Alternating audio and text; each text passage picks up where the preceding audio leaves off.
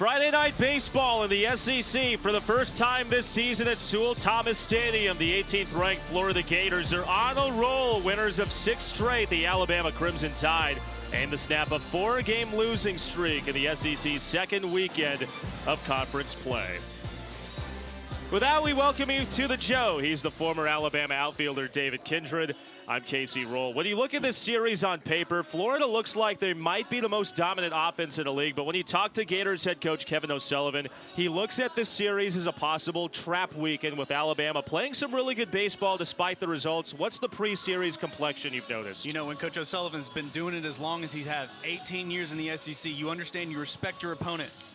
Alabama getting swept on the road at Kentucky, but also Florida having a really strong series at the house. But you just never know when you go on the road. If you're Florida, Coach Rob Vaughn, we talked to him, saying he's just one click away. It should be so interesting to watch tonight. Well, one thing that's going to be very interesting for all of baseball to watch is how these two shortstops are going to rock and roll this weekend. Justin LeBron, through his first 2 seasons at Alabama, has racked up All-American accolades. This season showing exactly why he's a top 5 MLB draft prospect, top 10 of the SEC in home runs, leads the conference in stolen bases, showcasing that speed tool in his junior year. On the other side for Florida, Brendan Lawson's not draft eligible this year, but he's possibly a 1-1 next year as a junior. Yeah, let's not forget about the other side. Brendan Lawson just mature at bats, leading Florida in all offensive categories. Coach O'Sullivan said this is one of the best offensive players he's ever coached at Florida. Number 1 in the SEC in on-base percentage and walks. Tyler Fay's got his hands full with this Florida lineup. He starts Kyle Jones for a called strike.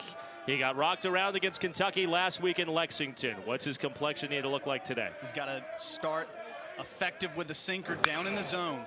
Jones pounds it out toward left field. Justin Osterhaus, battling the sun, makes the grab to get this series underway as we take a look at what Fay has been able to do this year in his second season as a full-time weekend starter for Rob Vaughn's Crimson Tide. He's just continued to get better each and every year. The fastball last year was probably around 88 to 90. Now it's bumped it up 92, 93, can bump it up to 95 when he needs to. But like we said, got to be economical with his pitches. You saw that right there, 2 pitches, 1 out. How deep in this game can Tyler Fay go?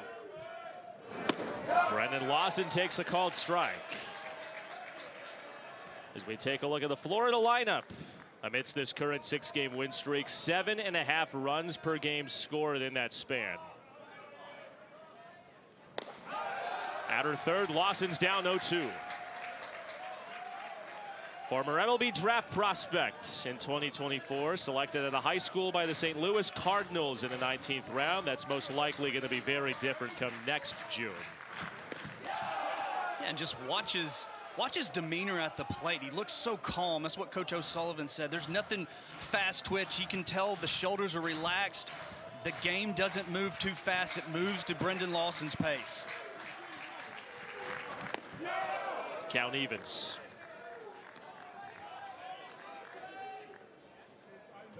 The kid from Toronto, an all-freshman teamer in the SEC last year, preseason all-SEC second team this year. 4th in the country in slugging percentage. Slug foul back behind us. Hey, you're slugging at 985. That's doing tornado damage. We're in the state of Alabama tonight, but that is a lot of violence at the plate, but a very mature hitter. Coach O'Sullivan said he's not afraid. He's patient, but knows when he gets his pitch, it's going to be with violence. He gets one, the first over the top of Luke Vaughn's glove, but there's the second baseman, Brennan Holtz, covering in that deep shift to the right side of the diamond to retire Lawson. 2 down. And that's the recipe for success. Even though the ball got past Luke Vaughn, Brennan Holt playing deep in the hole to get the out, but getting the ground ball outs where Tyler Fay can get deeper into this game. Sinker must be working good to get the ball down, let the defense work. With 2 down, here's one of the biggest transfer portal lands of the offseason in Ethan Surwick. Former Ole Miss Rebel. Limited ABs last year in Oxford, but made noise in the Northwoods League playing summer ball. Hit 20 home runs and drove in 74 runs at the plate. He's down 0-2. And if you had the fire emoji, Casey, this is probably one of the hottest hitters for Florida right now. Fastball down the chute at 94. Tyler Fay authors a 3-up, 3-down first. He goes to work for Alabama, going to work in the bottom of the first. Arguably the best pitcher in the SEC. Liam Peterson has his first looks at the Alabama lineup when we return to Tuscaloosa.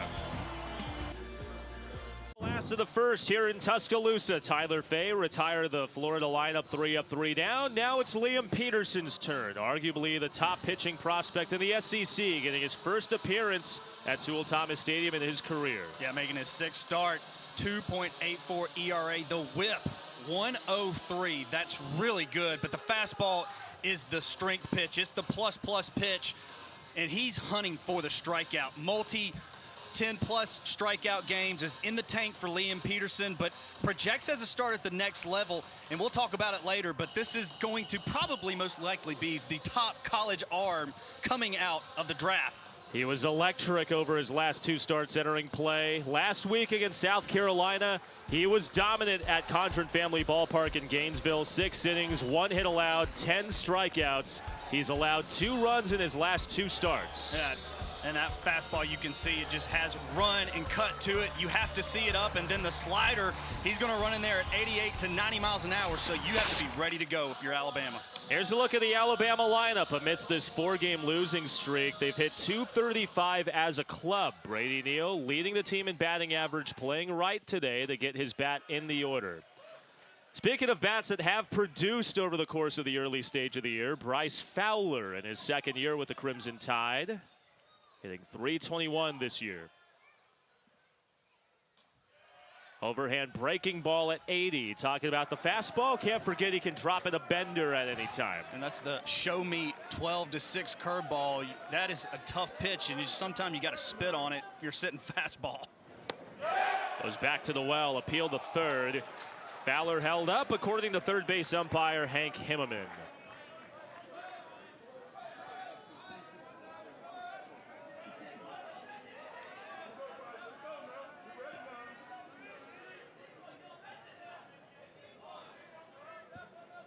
Peterson's 1-2. Evened up. Went back to the curveball, trying to get the eyes moving. This is what we talked about, cut and ride fastball for Peterson. You have to see it. If the fastball starts up at the letters and starts riding, you can't catch up to that. It's really tough. Fowler jam shot hit to the left side of the diamond. A collision between Surowick and Lawson, and Fowler's aboard.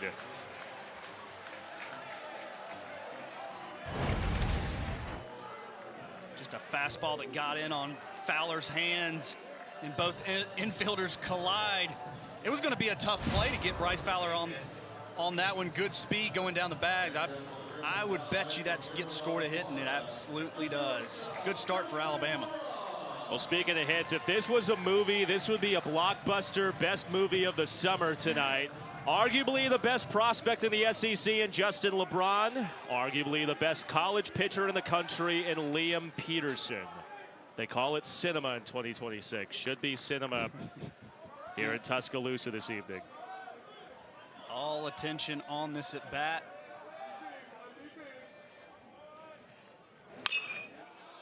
First pitch stung foul behind us. Last year in Gainesville, these two paired up.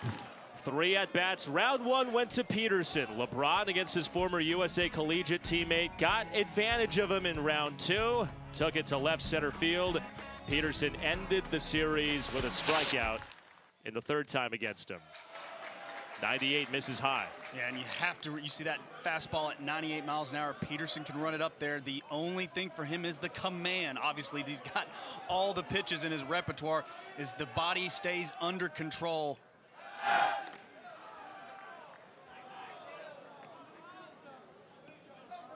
And for Alabama and anybody facing Peterson, you really, unless you're in the 2-strike count, you can really only hunt 1 pitch when you're going aggressive. LeBron ropes it down the line, hooking foul. Taking aim at that 320 marker down the left field line. And you see a lot of fastballs at that 88, 89, but that was the slider. Little up in the zone for Peterson, not really where you want it. Got away with it, but 2 strikes on Justin LeBron.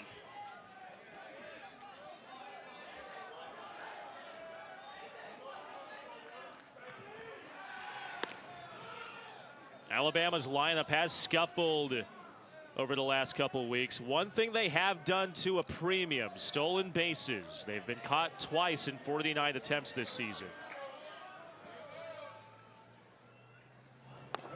2-2. And I think you're really getting that, case you hit on that. There are 47 stolen bags as a club. That's third in the SEC.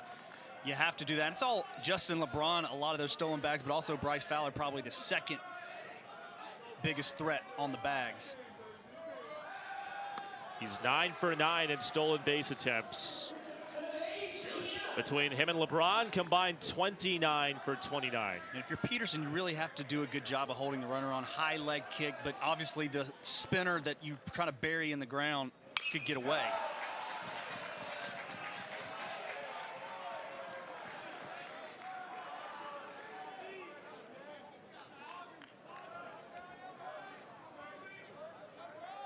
We talked about Peterson likes to go to the fastball up in the zone for the strikeout, or will he go off speed here with Justin LeBron?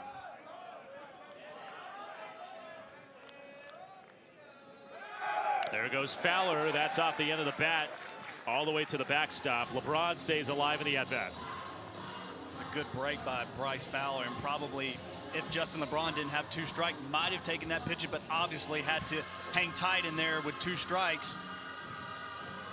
But really, Alabama's seen a lot of the pitches. You've seen the fastball, you've seen the curveball, the slider. 2-2 again. Got him swinging.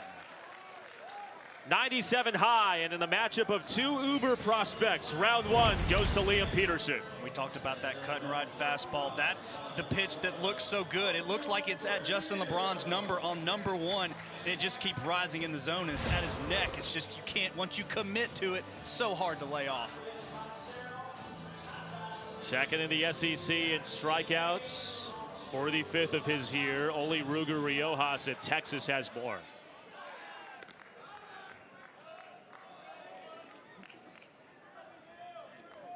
One on and one gone with Brady Neal stepping to the plate. Similar complexion in the lineup, different position written into the 1 through 9 order. Fowler goes, breaking ball call, the strike, throw to second is in time. Carson Bowen guns him down. First time of the year that Fowler has been caught stealing. Not a bad break by Fowler, but Bowen, great catch and release, and I mean, you can't throw it much better. Down to second base, lays the tag and gets the second out. But I love the aggressiveness from Alabama, trying to get in scoring position. We talked about that, Casey, trying to manufacture runs. As a team that built on stealing the bag, getting a walk every once in a while. The batting average hasn't been where Alabama wants it, so you have to be aggressive on the base pass. 99 misses up high. Well, lineups in the SEC have had 99 problems against Liam Peterson, but for the Florida right-hander, velocity hasn't been one in terms of putting hitters away. You're saying that pitch wasn't one. That pitch was ball 1. That's ball 2. Where'd that miss? A good fastball, 98 on the inner half, just couldn't get the call. Breaking ball slammed the other way. That finds grass in a left center field. Brady Neal, the team leader in hits and batting average, in the lineup playing right field tonight to keep his bat in the order, extends this first inning for the Tide.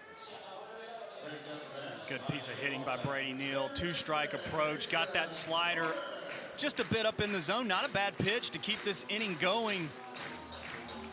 And just one thing just from the first inning for Peterson is like that slider just is staying up just a bit, but Alabama hitters seeing it pretty well thus far. The innings extended for Jason Torres.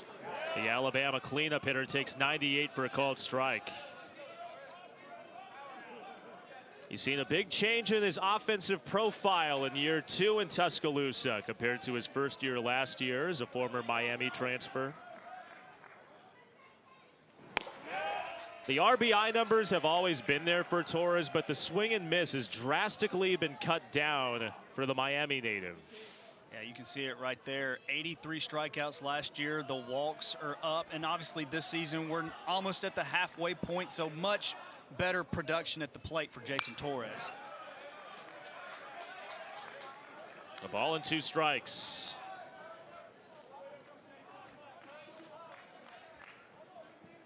This is Peterson. We talked about starter ability. Every one of his starts, he's going 90-plus pitches. Looks like we're at 20 pitches thus far, regardless of the outcome of the inning. Good start getting the pitch count up. Soft ground ball to short. Brendan Lawson goes the short way to second to retire the side. Alabama gets a pair of hits against Liam Peterson, but the ace of the Florida staff throws up a 0 in the first. Couple high-octane Friday night starters from a year ago for both Alabama and Florida. Liam Peterson and Tyler Fay reprising their roles as arm number 1 in a weekend rotation. As we look at the numbers from last May, Peterson went 5, got tagged for 5. Fay was phenomenal in 4+. His defense wasn't able to help him out that night in Gainesville. Only 1 earned run. Game that Alabama would lose in the opener at Condren Family Field. First pitch breaking ball is in for a called strike to Carson Bowen. Showed off the arm behind the plate in that bottom of the first, throwing out Bryce Fowler for the first time all year. Had been 9 for 9 in stolen base attempts up until his most recent try in that first frame.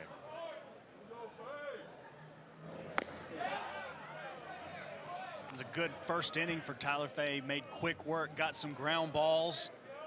We talked about it. How economical can he be with his pitches? The fastball that you saw right there, the sinker, just had a little good run on it.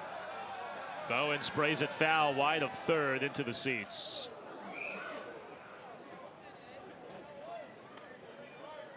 Speaking of being economical, that hasn't been the case with Florida with getting Bowen innings behind the plate this season. They've got 3 catchers on the depth chart, but with A.J. Malzone dealing with a hamate injury, was forced to miss the first half of the year. So it's been Bowen who's been the prime guy behind the dish. Fly ball the other way to right. Speaking of catchers, there's Brady Neal in the outfield. Started the year as one of the 2 main Alabama catchers, but with a loaded catching depth chart, playing right tonight. Yeah, good play out there in right field, but you're exactly right, Casey. Coach Rob Vaughn talked about it. Brady Neal, Johnny Lim behind the plate tonight, and the captain for Alabama, Will Plattner, who had a really good weekend swinging the bat against Kentucky, in the lineup tonight, DH. 4 at-bats for Fay. 4 Gator batters retired. Cash Dreyer takes down. First freshman in Kevin O'Sullivan's lineup tonight. Speaks very highly of the Tampa native over the first 22 games of his career. Ahead in the count, 2-0. 2 well-placed changeup, but yes, Cash Dreyer, Coach O'Sullivan said he has a hint of the Brandon Lawson. Looks like a younger version of him, so that's top accolades to be said by that. What do you think about 3 straight changeups to start at the at-bat? I like it for an aggressive freshman and Cash, but I think that Tyler Fay is locating the fastball and the changeup down in the zone. That's what his MO has been. If he can command down in the zone, he can go deep into games. Now, again, he went 7 innings last week against Kentucky, but got scuffed up 1 through 5. And you can see it right there. 7 innings, 8 hits, had 8 Ks, but it just couldn't put it all together in getting the win. That ball's down. Strayer's aborted on a 1-out walk. First base runner for the Gators lineup this evening. 1 on and 1 gone for the former All-American Blake Sear. He's been seeing beach balls at the plate in his senior year, batting over 300. OPS just shy of 1,000. Strike 1.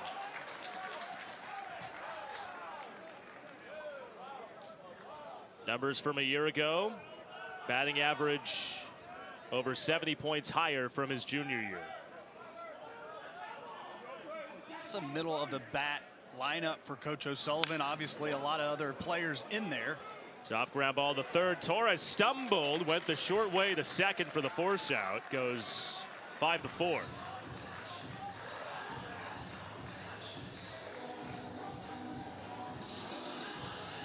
Soft ground ball in that bottom of the first that Florida had some troubles with the shift on. Jason Torres, maybe a little issues with the footing on the dirt. Got the lead runner out. Got him out, but yes, it's a good pitch by Tyler Fay to get the jam job right there. That just shows you the run on the sinker running into the right-hander. Throw over the first base, spills away from Vaughn. Strayer is in the second base on the errant throw from Fay.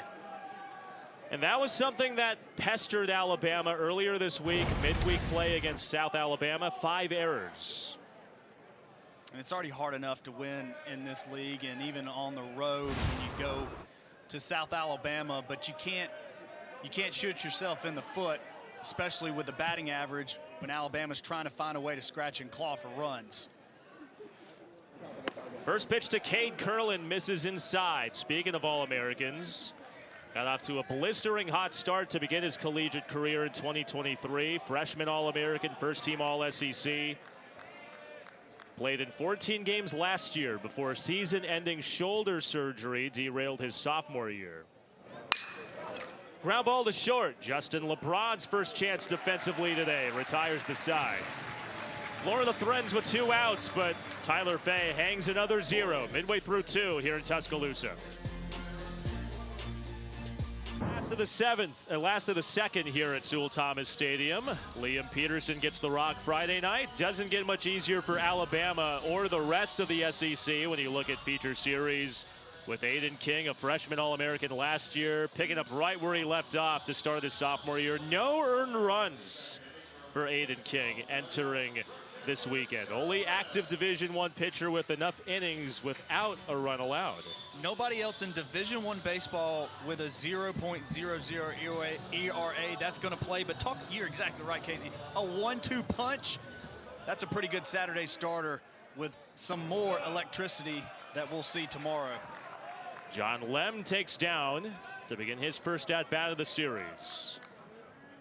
The Alabama lineup fell quiet against Kentucky last week in Lexington. Hit .225 as a club. John Lem was an exception. Ball too high to the native Australian. 4 hits, had 2 home runs, and drove in 4. That'll get the job done to open up SEC play. Slow start for Johnny Lim in non-conference, but you're exactly right. The bat's coming alive. The power numbers are starting to be there. Middle of the bat lineup to complement Justin LeBron and others. It's another guy that Alabama needs to see get on a heater. Lem rockets it up the box. That trickles in the center. Back-to-back innings against Peterson. Alabama gets a leadoff knock. He just looks like he's getting more comfortable as this season is progressing. More comfortable in the box. Good start for Alabama, Johnny Lim. Speaking of getting comfortable, here's the Alabama captain, Will Platner. We alluded a little bit earlier about the deep depth chart for Alabama's catching room. He's the designated hitter this evening. Peterson pumps in a breaking ball for a strike. When he talked to Rob Vaughn about Platner's start of the year, he was very curt, to say the least, about what he started with and what he's been doing now recently. Using the words of, he got off to the worst start of all time. Just couldn't get anything to go his way, but kept showing up and he getting an opportunity to play last week against Kentucky. Did not disappoint against the Wildcats. It just under 500 in those 2 games he played. He rips it out toward left field. Sear is at the wall. It's off the top of the fence. Lem coasts in the third. And Platner picks up right where he left off a week ago. Bama's cooking in the second.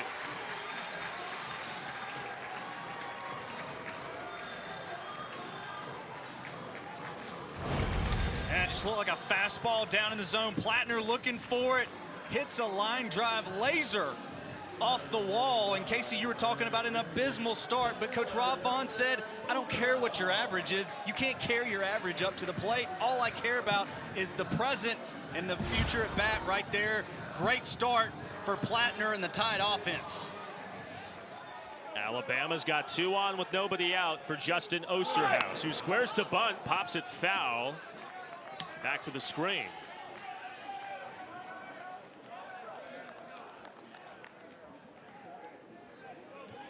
First-year Crimson Tide outfielder by way of Purdue-Fort Wayne has seen some very low lows but extremely high highs through portions of the year. Squares again. The ball on the strike. You've been surprised with how Alabama's seen the ball through 2 innings. He's showing bunt here. I like it right here. You try to find a way to scratch and claw and get a run, give Tyler Fay somewhat of a lead. It's just so tough, and I think this is, we talked about the Alabama defense. Florida fielding percentage struggle this year too. No struggle for Osterhaus as he comes through. Lem comes in to score, and Alabama's got an early 1-0 lead against the projected first-round pick in Peterson. And we said it in the first inning. The slider was up in the zone. There it is again. Couldn't tell if that was a slurve. Nonetheless, Osterhaus shoots it into the 6th hole. First run of the game goes to Alabama. Osterhaus was hitless against Kentucky a week ago. Did draw a pair of walks, but gets on the board and gets Bama's first run of the weekend.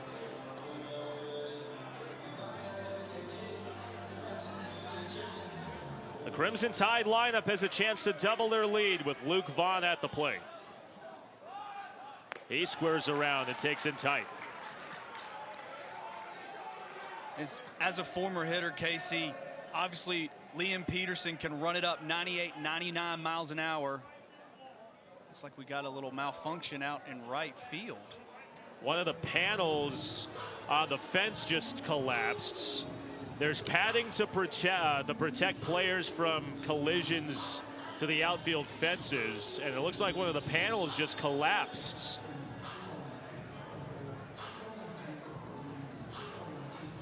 Rob Vaughn pointing that out to the umpire and crew as we take a look at the 3rd-year Alabama head coach.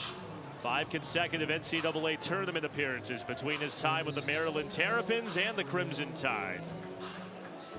There's a look at the grounds crew getting their steps in, showcasing that 60-yard dash time.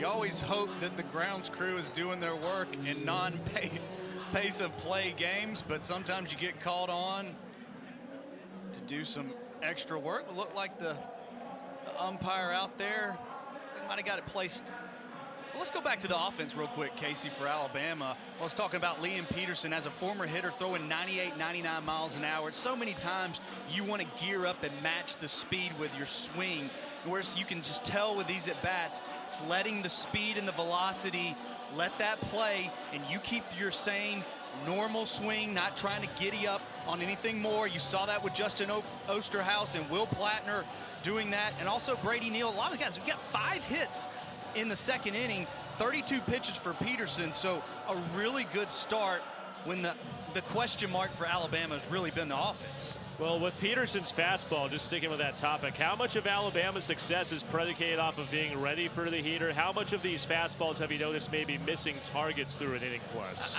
In my personal opinion, I think that their work, it's one of those where, like I said in the first inning, you really have to work aggressive to a pitch. You can't really go read and react against Peterson if you want to swing it at a truly offensive clip. So early in the account, some of these guys are sitting, getting the pitch, and not missing it in the zone. Alabama hasn't missed so far. They've got 2 on with nobody gone in the 2nd, and a 1-run lead on Florida to open this series here in Tuscaloosa.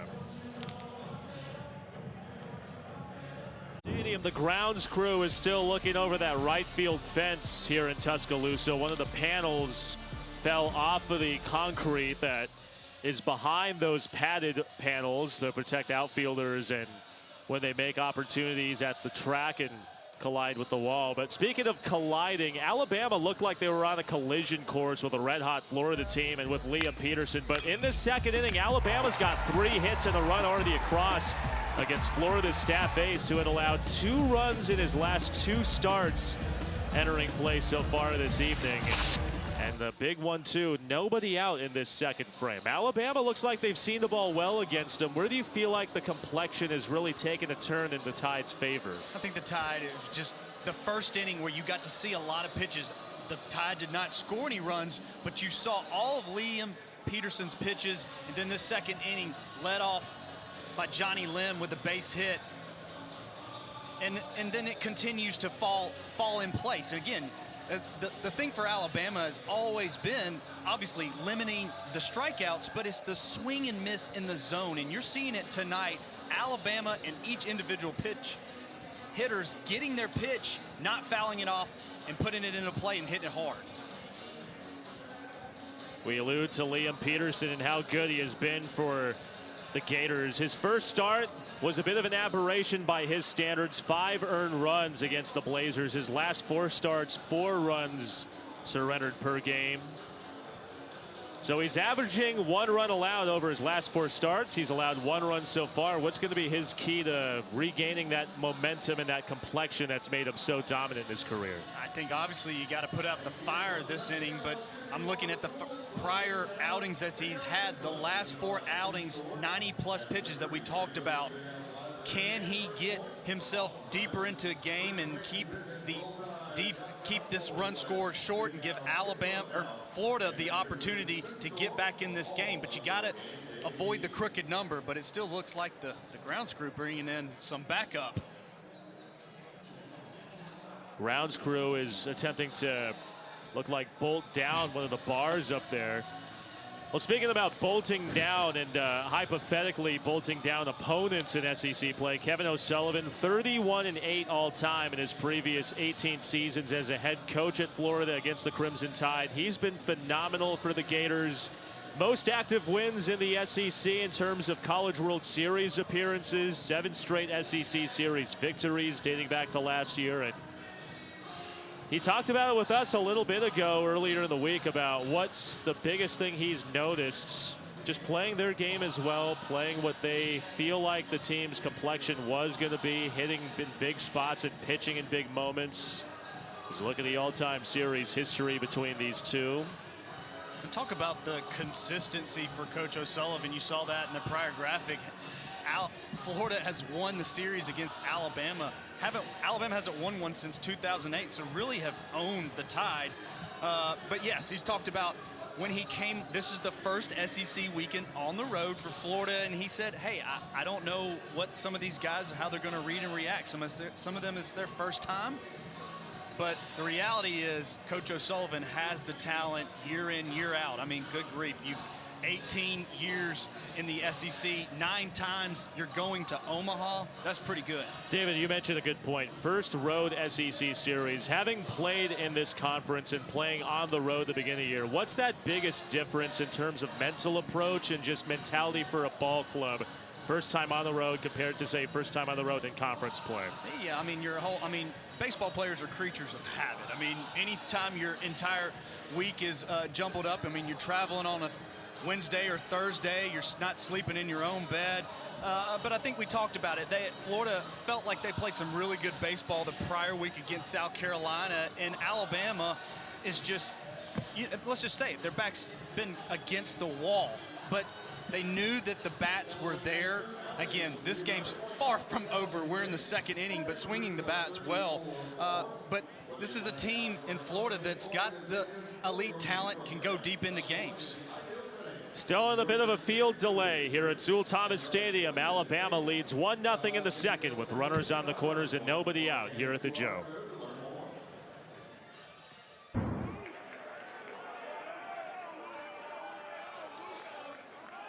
Luke Vaughn lays down a bunt first base side. This will bring in the run. Landon Stripling apprised the tag. Osterhaus moves to 2nd. Successful sacrifice bunt, and Alabama has put up 2 runs in the 2nd against Florida's ace and Liam Peterson.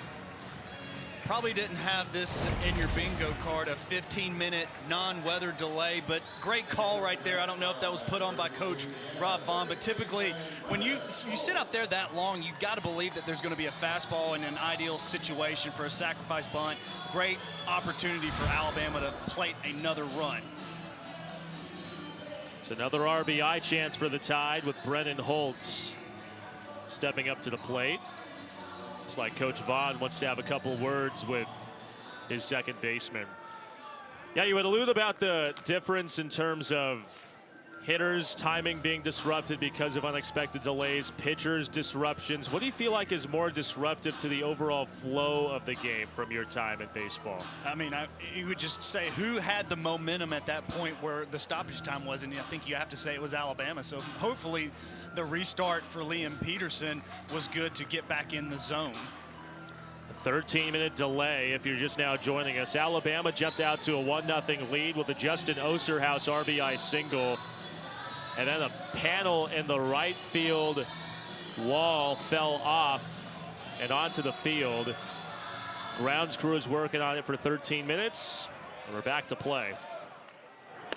Holt takes a strike at 93, taking a little off of that fastball that's been sitting 98 to 99 tonight.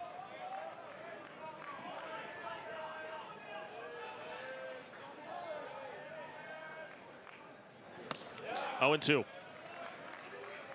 As a fastball, 95, we talked about it. Once you see it at the letters, you can't read and react and get to it. It's just too much velocity. You have to see that fastball down. 3 pitches, 3 strikes. And Holt is sat down for the second out of the second. And that really was the reset that Liam Peterson really needed. Just coming right at you, competitive fastball. That ball runs in on the inner half, could have gone either way, gets strike 3 to calm down the offense, but still runners on the base paths with 2 outs. Ball 1 down to Bryce Fowler. He got on with one of the funkiest infield singles you'll see. With Florida in the shift, Ethan Surwick and Brendan Lawson collided with each other on the left side of the infield. Lawson squares, Fowler squares, and couldn't pull back. It's a ball on the strike.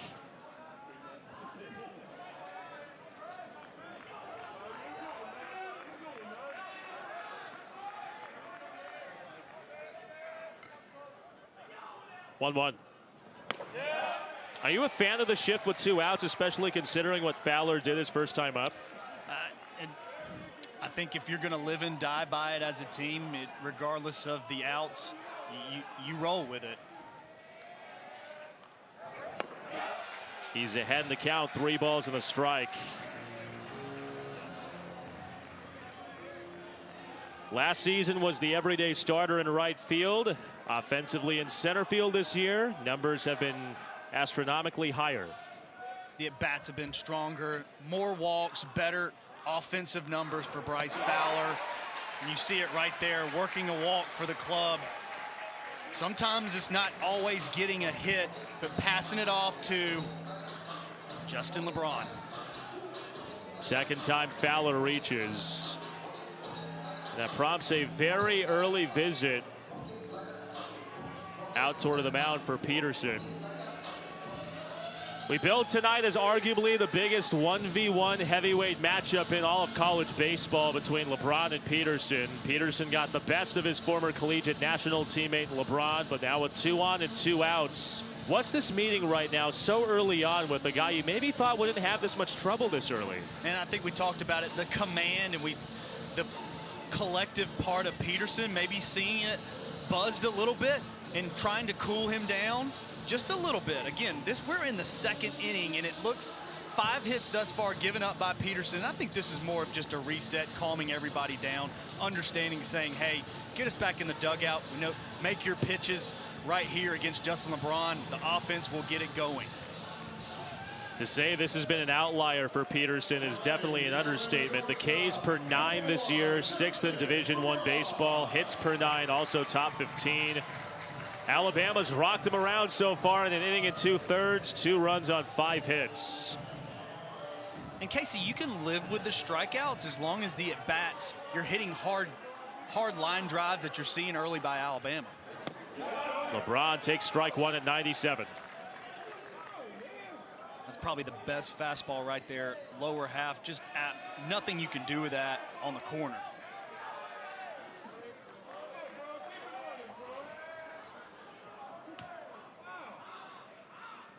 0-1 seared on the ground. The first excellent snag by Stripling to the bag to retire the side. First 2 at-bats between LeBron and Peterson have gone to Peterson, but Alabama scores a pair in the second. Up by 2 entering the third.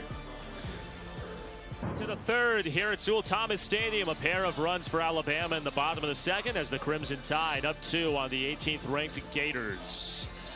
We take a look at what Florida was able to capitalize on last year. First 4 SEC series, it was abysmal to say the least, but they really caught fire to close the season, which include a pair of wins against Alabama in Gainesville at Condren Family Field. I mean, you looked like 1-11, almost 6 foot and buried, but they came alive and won every series after that 1-11 SEC start. 6 SEC series wins. It's a team that caught fire. The ball on the strike to Landon Stripling, the Florida first baseman this evening. 290 clip for the junior.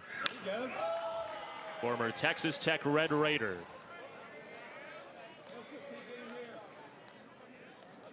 Alabama defensively going the pull shift, putting Jason Torres, the third baseman, at second base, Brennan Holt in deep right field.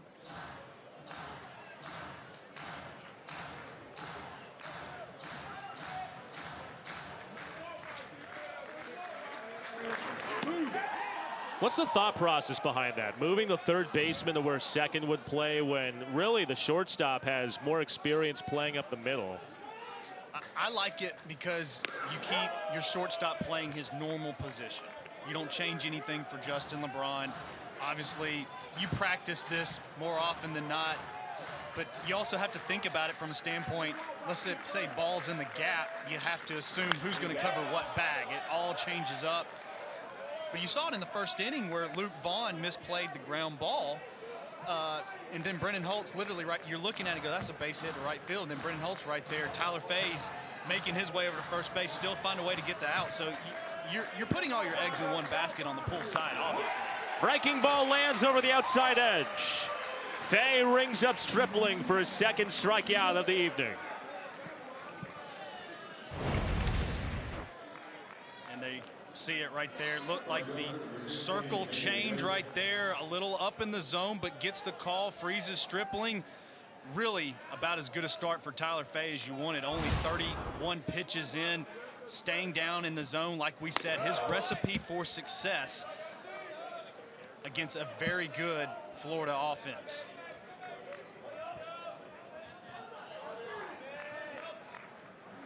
Hayden Yost stings it down the line, foul the other way to left. Count evens and the ball on the strike to the junior from Tampa. We've seen plus velocity fastball from Liam Peterson, and Tyler Faye's completely different. Don't get me wrong, he can run it up to 94, 95 miles an hour, but you can be very effective 91, 92 when you saw that last sinker fastball running away in the zone, getting Yost to chase, weak contact. And there you see it, 94 mile an hour fastball. When you can locate and stay down in the zone, now Faye feels like he's got all his pitches at his disposal right now. 1-2, got him Hackett. Back-to-back Ks to start the third.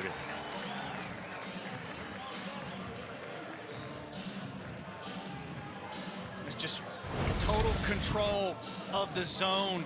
Looked like another changeup. It just looks so good out of his hand. What I mean by that is the body keeps the same velocity. It looks like a fastball out the hand, and then it's running off, just drops off the table. That's that secondary put-away pitch for Tyler Faye. Kyle Jones takes a strike. How hard is that? It's having that same body motion. I mean, you hear arm slot, same arm motion through the zone, but with body motion specifically, what's the difference in maintaining that success and the consistency as well? Yeah, it's one thing to have, you can talk to you can go to the bullpen and there's 5 different variations of a way you can throw a changeup, but it really comes down to the way you're gripping it. Is the grip and the release should slow it down, not the body and the violence or lack of violence that comes out of the hand. So when you have a really good one like Tyler Faye and you can manipulate it and handle, you're commanding the fastball, then you have to respect the changeup, and then so you're looking fastball, and that's when you can be really good. It's a very good start for Tyler Faye, trying to close the door in the third inning. Stung the other way out toward right center field. Fowler and Neal converging. It's Fowler calling off Neal and right. How about Tyler Fay? 3 of 3 down in the third. There's the slider right there for the strikeout. Fastball down in the zone to shut the door on the Florida Gators. Alabama up 2-0. Alabama's putting the SEC on notice on a Friday night here in Tuscaloosa. They lead 18th ranked Florida 2-0, but more notably against the SEC preseason pitcher of the year in Liam Peterson. 2 runs on 5 hits against the projected first-round draft pick. As we look at the first time through the order, Florida has struggled against Tyler Fay, not the case for Alabama. David, you hear all the terms about hitter adjustments at the plate. How about pitcher adjustments on the mound? What's that got to look like? And I think this is what the 15 to 20 scouts are here tonight to watch. Yeah, obviously Liam Peterson's stuff is electric. We know that. But how do you react and respond when you got kicked in the teeth the first couple innings? Can you establish your fastball, keep the command there, and restart? Brady Neal pounds it on the ground to short. Brennan Lawson across the diamond, glances off a Stripling's glove. There's a lot of talk about Alabama's fielding troubles last week, but Florida's had some of its own recently. And just sometimes we talk about eliminating the strikeout and putting the ball in play and making the defense field the position. And you've seen 2 soft hit balls in the infield. Alabama finding a way to get on the base pass again to start off the inning. 3 innings at the plate for Alabama. 3 leadoff men reach.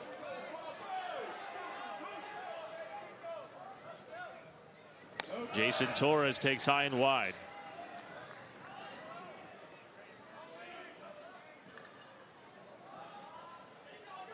So for 1 in that first inning.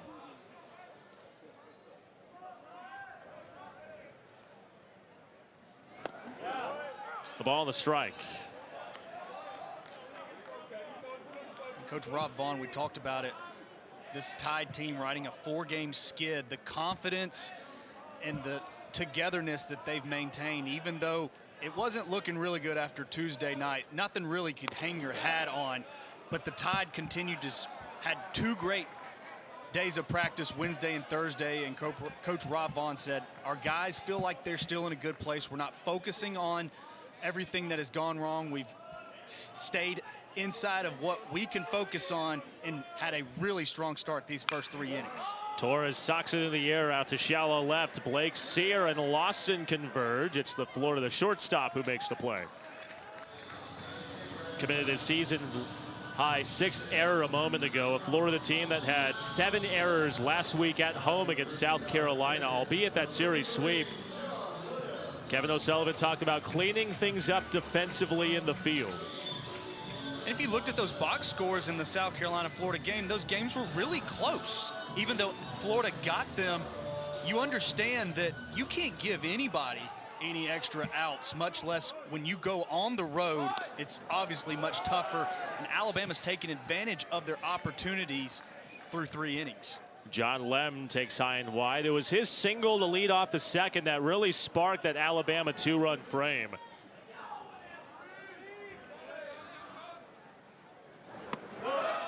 Breaking ball misses down.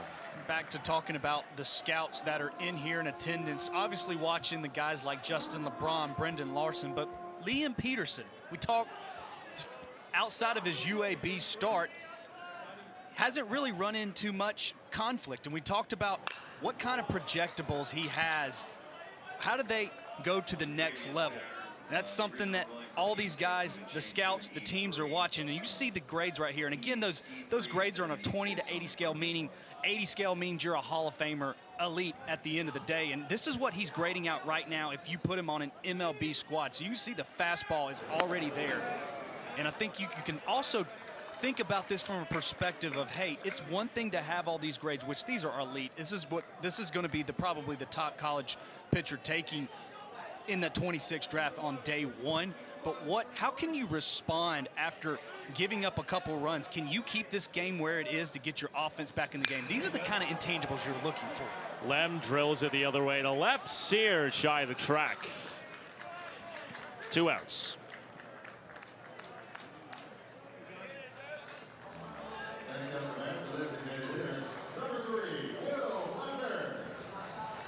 Runner on and 2 gone with Will Plattner stepping to the plate.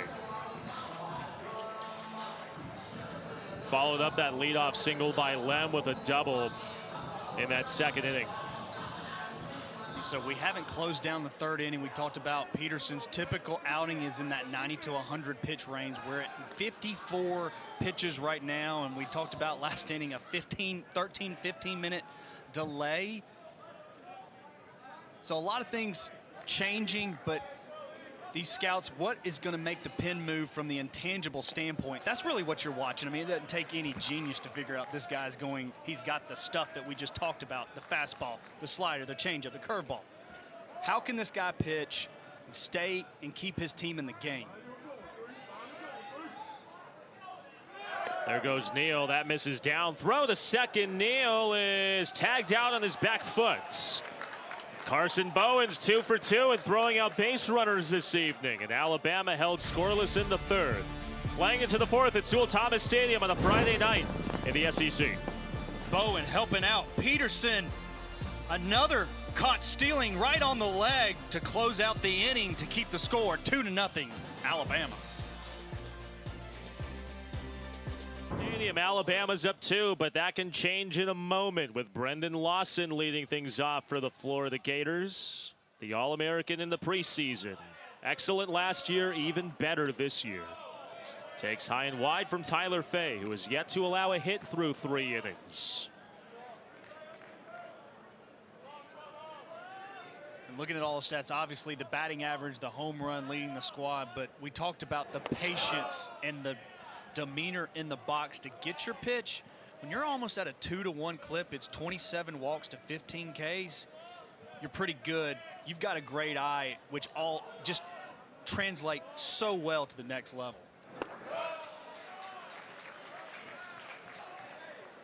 Two balls and the strike to Lawson. And a ground out in that 1st inning against Fay. With the strike on, Bam into that overshift on the right side. 2-2. David, you had touched on the pitching grades, the MLB 20 through 80 pitching grades. I know the hit tool is graded that same way, but do you feel like it's a bit of a surprise scouts haven't graded the eyes yet? There's not an eye tool for hitters. Wave and a miss. 95 pumped high and tight. The strikeout Lawson.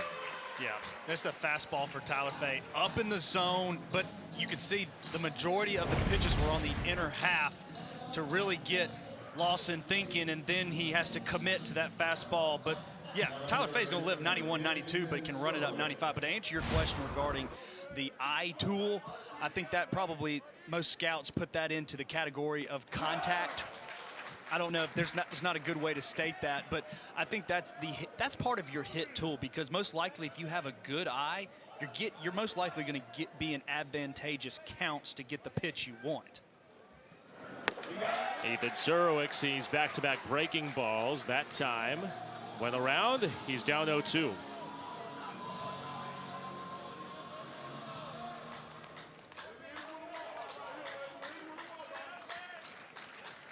Fay got him swinging.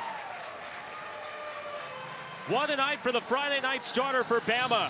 5 Ks through 3 2/3.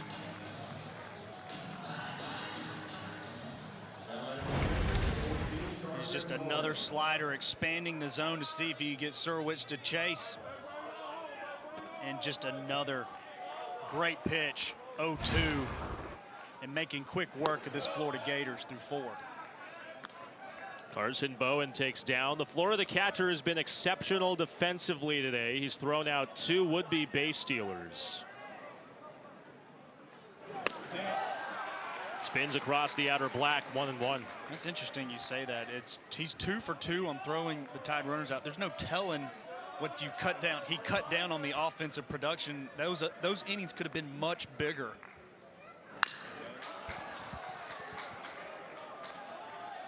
I think that's the one thing for Florida they understand is Tyler Fay, the place to get Tyler Fay is early 1 through 3 innings. Tyler Fay gets better as the game goes along, and you're seeing he's only at 50 pitches with established fastball and off-speed pitch right now. Why do you think that's the case? Why do you think Fay is better as the game goes on and not vice versa? I think it's one of those where it's establishing command early, where that's the one thing that he's trying to get on board with. It's command early when you step on the mound early, because as the sweat goes on and some of those guys just start to get the feel of their pitches, Casey, and then the off-speed starts to get better because you're not trying to go more velocity. And Tyler Fay with that 3/4 arm slot, not trying to light it up all the time. Gets another swing and miss. Fay's dealing through 4. It's a fastball to get Lawson. And strikes out the side to keep the score 2-0 Alabama. Playing into the last of the 4th here at Sewell Thomas Stadium. Home opening night in SEC play here in Tuscaloosa. The Alabama Crimson Tide, losers of 4 straight against the Florida Gators. 6 consecutive wins entering this series opener. If you're just now joining us, the big storyline tonight has been Alabama's ability to get to Liam Peterson, the Florida ace, through 3 frames, 2 runs on 5 hits. One of those hits belonged to Will Plattner, a double in the 2nd. He takes a breaking ball for a called strike to begin the 4th. Got off to a tough start to begin the season. He's 3 for 8 in SEC play when he combined what he did in that first at-bat today and what he had working for him in his 2 games against Kentucky last week in Lexington. High and tight. Plattner lays off 2-1. He's at Alabama each and every inning, getting a runner on early. Will Plattner, the only hit that's been the extra base variety, but Alabama's been seeing the ball, hitting a lot of line drives, putting together a really good start against Liam Peterson. He'd allowed 2 runs in his last 2 starts before today. That's in tight. 4 innings at the plate for Alabama, all 4 frames. The leadoff man has reached base. Those are the type of at-bats Will Plattner had against Kentucky. Saw a lot of pitches. He doesn't try to get his body going too quickly. We talked about the abysmal start that he had, but Alabama really wants their captain on the field, regardless of the average. Passes it to the next guy in Osterhaus. Swings away first pitch and clocks it foul back behind third base. He got the scoring started for Alabama in that 2nd inning. Got the 3rd consecutive hit to begin that frame, an RBI single that scored John Lem.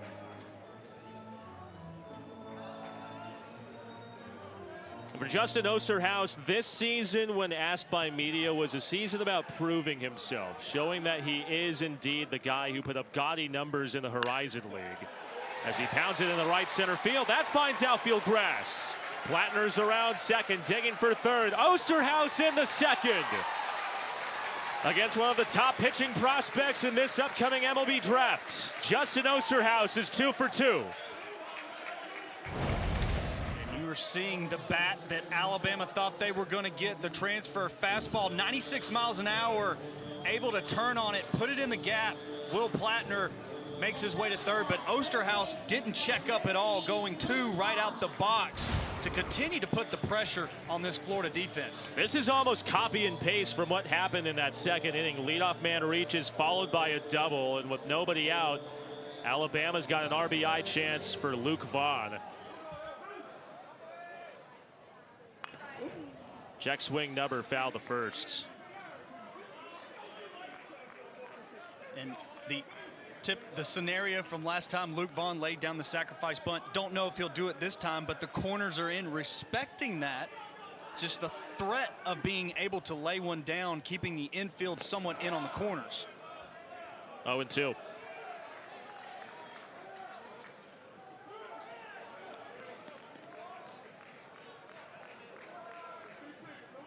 Peterson ahead in the count, 0-2. Buried the off-speed pitch. Luke Vaughn's got to find a way to stay in the middle of the field. Pounds it on the ground, left side, underneath Zerwick's glove. Lawson at short, guns to the cross. That's not in time. Osterhaus takes third. Run comes in to score, and Alabama continues to wreak havoc.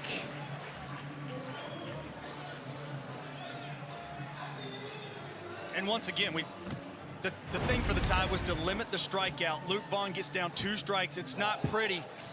It's putting the ball in play and getting a run home, Florida and it's a bang-bang play at first. Plays under further review. The crew chief, Clint Fagan, just announcing a moment ago that Florida has challenged that call at first. I mean, at this point, is that kind of an obligatory? You need the challenge just to kind of close some momentum? I think it's worthy of challenge. I mean, if you slow it down, it is definitely bang bang. Obviously, the call on the field is safe. But yes, Casey, to a natural pause and reset again for this defense. Liam Peterson, I mean, tip your hat to Alabama. They've kept the pressure on. That's what another thing that Coach Rob Vaughn said. We have not had the sustained offense. We've gone in spurts where we can get a couple of hits and runs one inning and then we go dormant. This has been pressure inning by inning on one of the best to do it in college, and you're seeing the replay right here. Call on the field is safe. That looks really close. Is the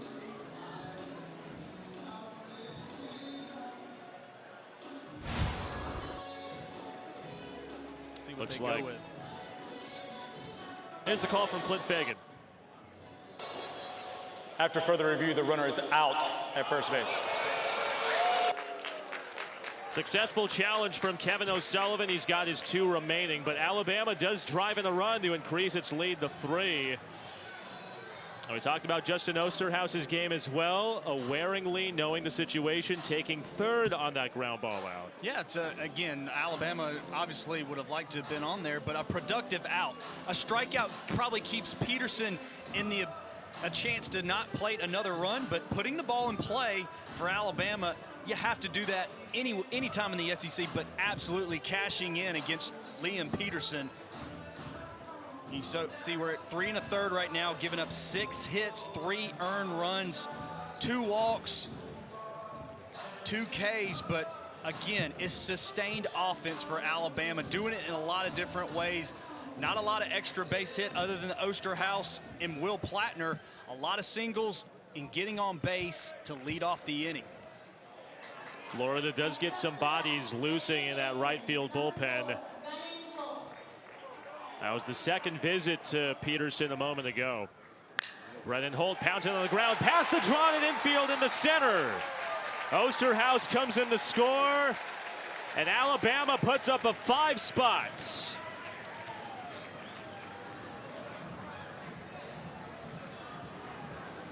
And for Alabama, again, getting the fastball and not missing. That is, again, we talked about limiting the strikeout, but not fouling off the pitch that you want to get. Staying in the middle of the field, the infield was playing halfway in to plate another one for Alabama to make the score 4-0. 4-0 Crimson Tide. Bryce Fowler squares to bunt, runner goes, throw to second on a bounce is late. First time Alabama's been successful running on Carson Bowen this evening. Great jump by Brennan Holt. Another good throw by Bowen. Bang, bang play. And that's a show me by Bryce Fowler. I don't think he had any intentions of bunting, but sometimes to deceive the catcher in his vision.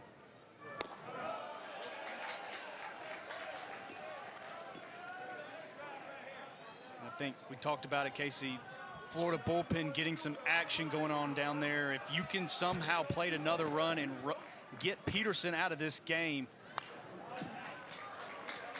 would be very big for Alabama in this offense. Completely juxtaposed complexion for the Florida pitching staff today. Starting pitchers in the entire series last week against South Carolina in Gainesville allowed 3 earned runs. That was the entire starting pitching staff. 3 earned runs in the entire series. Peterson has given up 4 runs in 3 1/3 tonight in the opener.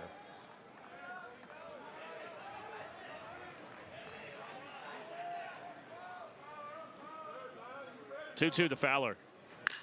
Spray the other way, left center. That's into the gap and finds grass. Holt around from third, comes in to score. Fowler's got a double. Alabama's doing some home cooking. A crimson tide is cast across Sewell Thomas Stadium against Liam Peterson. Get the charcoal hot. Bryce Fowler's getting in on the hit parade. Another slider that stayed up in the zone. It just hasn't landed for Peterson today. Plating another run to make it 5-0 Alabama. Before the game, it was almost a foregone conclusion that Liam Peterson and Justin LeBron were going to see 3 at-bats against each other. This is the 3rd at-bat tonight between these two. First 2 matchups of this heavyweight bout have belonged to Peterson. A strikeout and a groundout of LeBron. Can the All-American shortstop come through with a possible 6th run of the night standing at second base? 6 different guys for Alabama getting on the hit parade. One not being Justin LeBron at this point. Ball and a strike. Swinging for the downs right there. And I think that's a good thing to see. Again, Justin LeBron, Peterson's got him the first 2 attempts, but I think Justin LeBron to relax a little bit because you know he wants to produce for this club. The guy that everybody looks at, the elite talent on the dirt, and to see everybody else around him support and get things done offensively and defensively should hopefully loosen up Justin LeBron as he continues on his SEC tenure. He homered off of Peterson last year in Gainesville. Foul tipped into Bowen's glove, 1-2. Alabama's hitting .500 on the game and .500 with runners in scoring position. 1-2. Count evens. You could just tell the body's just starting to speed up for Peterson a little bit. The command not landing the off-speed pitch. Trying to get swing and miss. Can he get back in the zone against Justin LeBron? Got him fishing. 3 at-bats against LeBron, 2 strikeouts against the 2-time All-American.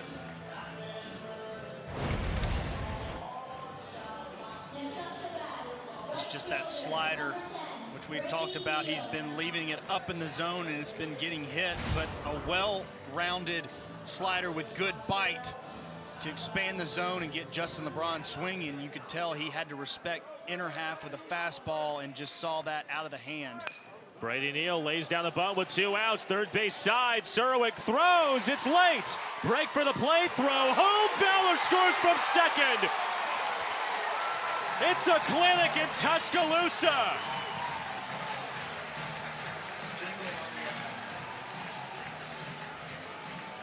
And that right there, Brady Neal, the 3rd batter for Alabama laying down a bunt. Florida has challenged the safe call at home plate. This plays under further review. The 2nd challenge of the inning, and if you heard what Clinton Fagan said a moment ago, safe at home plate, not at first base. So that first look we saw with Neal legging it out down the line, obviously safe there, but the question is safe at the plate if Fowler got around that tag from Bowen.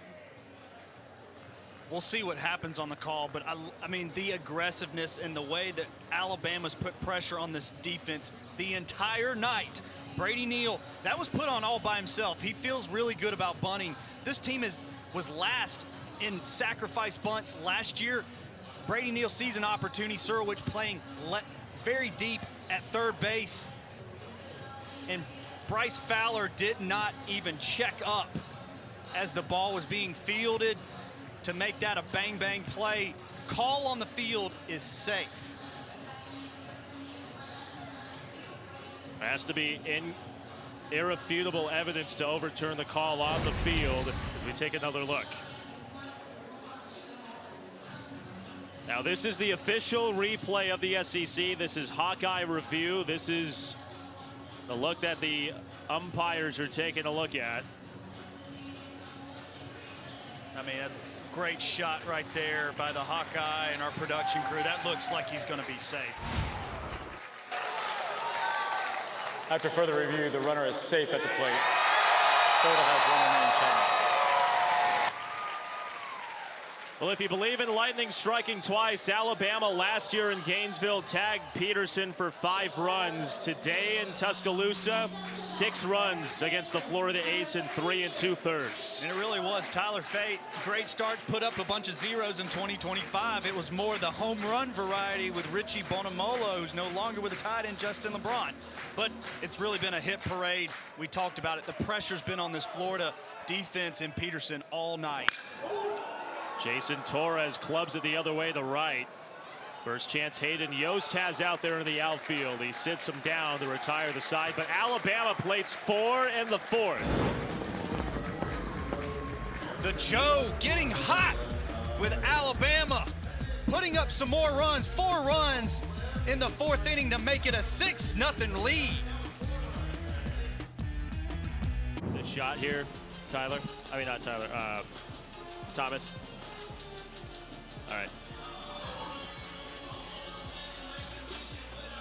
Dogs are out here at Sewell Thomas Stadium. Alabama's dogging the Florida Gators so far. 6 runs through 4 innings as we play into the 5th. Alabama head coach Rob Vaughn is with us, Diamond side at Sewell Thomas Stadium.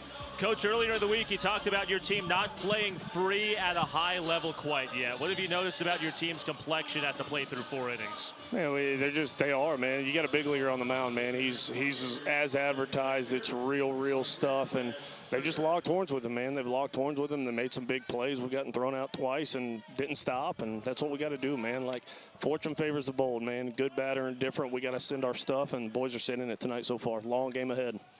Coach, talk a little bit. I wrote down in our call with you yesterday, you talked about offensively having more of a sustained effort and aggressiveness. It just seems like that's how you started with every inning putting pressure on the defense. Talk about that offensively. Yeah, I mean, obviously it's pretty fortunate to have against that guy to have the leadoff guy on every inning. That's not always normal, and they helped us with a handful there. You know, they made an error there in that one inning to get the leadoff guy on. I think it was a 3rd, but man, it's just been tough at bats, and that's what a relentless approach is, man. Energy is wave after wave after wave, and I told him before the game, man, Peterson's going to get his guys. Like, he's going to bloody some guys up, and he's going to get some dudes. Some guy's going to wear a punch. Some guy's going to have a tough night, but you just don't stop coming. And if he gets you, you say, tip your hat to him. I'll see you in 20 minutes. And guys have done a good job, man. They're staying off that, and they're just fighting for each other. It's just, this is what it looks like when you're playing together. Now, there is nothing guaranteed here, man. We got so much baseball left to be played, but as far as the way they've shown up the first 4 innings is what it's supposed to look like. Can we do it for 5 more? Let's flip over to the other side and talk about Tyler Fay with the command that he's had with all of his pitches, putting up some zeros against this really good offense. Yeah, man, those guys can really hit. They got some scary dudes in that lineup, and it's just a really good team. He's just done a good job. We talked about it before the game. When he's down in the zone, man, he's tough, and a lot of his misses have been down. He's done a good job with a handful of those right-handed hitters where he's throwing the slider early and getting the fastball back in to get them off that slider a little bit. But, man, when he's down with the heater and he's throwing the slider away and can get the heater in, man, it just makes it tough when you got it's tempo, it's tons of strikes. He just got to be down in the zone, and that he's been down in the zone tonight, and we're gonna need a few more innings out of him. Like I told you guys, man, this is a heck of a long way from over. We got to keep scoring. We got to keep hanging zeros. Coach, thank you for the time. Good luck the rest of the way. Thanks, boys. Roll Tide. Strike 1 taken by Blake Sear. Reached at a fielder's choice. His first time up in the 2nd.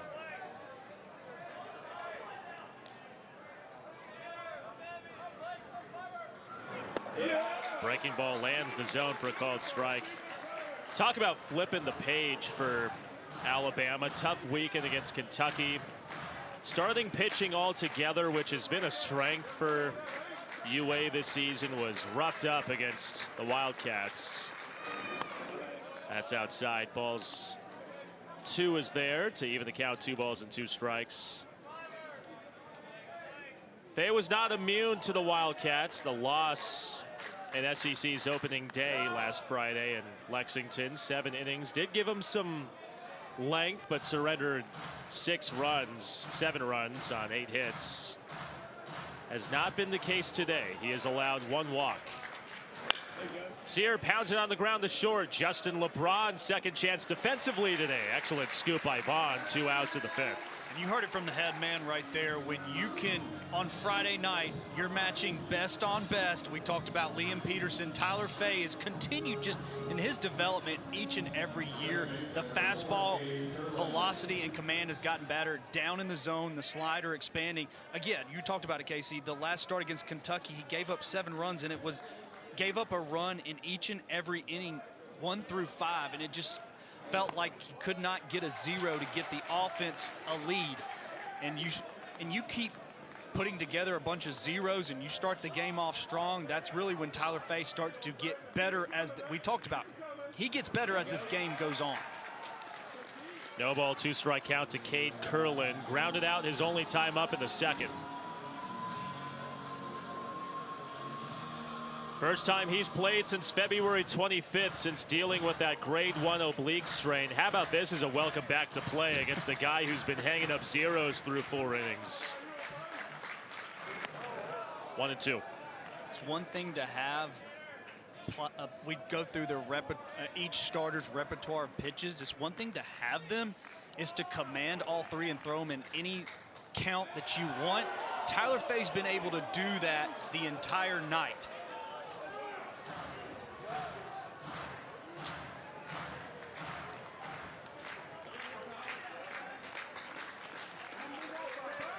Two.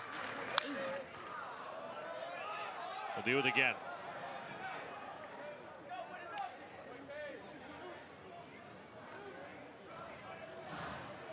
Florida's had a couple bodies losing in that right center field bullpen. It's been a silent night in the Alabama pen. Curlin pounds it on the ground to short. LeBron deep in the hole. Off balance throw. The first scoop from Vaughn is there. Have yourself a day, Tyler Fay. Scouts and all fans watching, you wanted to see the defensive tool from Justin LeBron. You got the glove and the arm to close out the inning. 6-0. Into the 5th. Here in the home half of inning 5 at Sewell Thomas Stadium. It's been a rough night for Liam Peterson. His first SEC start on the road this year. A career high 6 earned runs allowed. 2 years ago at home against A&M, he has matched that mark today here in Tuscaloosa. Breaking ball lands the top of the zone for a called strike to John Lem, the Alabama catcher. Singled in the 2nd as part of that 2-run frame. Flew out his last time in the 3rd. Ball and a strike. Florida's bullpen has been getting loose the last couple innings, but Kevin O'Sullivan keeping his ace out there to hopefully save some arms and to get through at least 5 this evening. Yeah, if you had asked anybody, Alabama with 9 hits, Justin LeBron doesn't have any of those. You got 3 guys for Alabama, multi-hits, 6 different guys pitching in. It's just a sustained effort, what Coach Rob Vaughn talked about. It's been really, Peterson just hasn't been able to land the off-speed consistently, and it's been up in the zone. And Alabama's really, when they've got the fastball, they've stayed in the middle of the field for the most part and hit the ball hard. Lem socks it on the ground to 2nd. Curlin charges and makes the play over at 1st. First time today that Curlin's had a chance at 2nd base, coming back into the field to play for the first time since late February. Makes that look routine. It was a very nice play right there. Curlin had plenty of time. John Lem, not the most fleet of foot, to get the first out. Leadoff man for the Tide sat down for the first time tonight as Will Plattner digs in. He has not had a problem getting on base. Been on base twice. He's scored 2 of Alabama's 6 runs.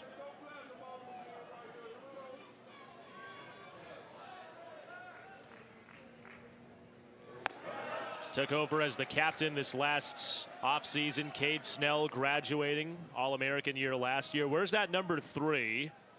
For those new to Crimson Tide baseball and to Rob Vaughn's coaching philosophy, it's a special number. Number 3 throughout his time at Alabama and during his time at College Park at Maryland. It represents his 3 pillars of his program: ownership, toughness, and grit. He's a catcher, so naturally toughness and grit would be among the requisites to play behind the plate, but also ownership has definitely been one thing that he's seen a lot of growth with Plattner over his 3 years in Tuscaloosa. And this is a guy we talked about, scuffled at the plate, been in and out of the lineup, hasn't really been in the lineup until the Kentucky series, and owned it on himself, owning this team. He's been there at the front of the dugout. He hasn't been at the back sitting down. I mean, this guy's been working his tail off in practice.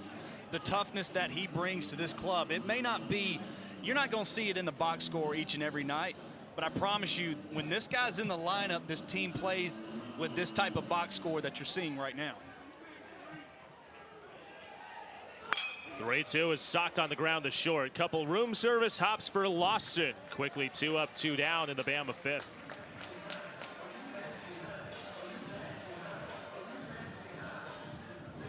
Interesting scenario. Peterson still in the game at around 85, 86 pitches. Not a lot of arms going in the bullpen. 93 pitches. That's kind of where he is. How can he lengthen this game out and maybe not cost Florida using some big time arms? You know, we got 2 more games in this series. You want to see how long your starter can go, even not to waste arms, as you have to. Sometimes you're not going to win the battle, sometimes you got to win the war. Ball 1 high to Justin Osterhaus.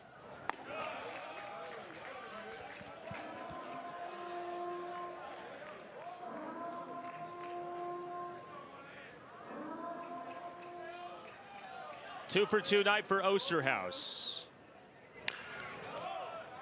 2-1.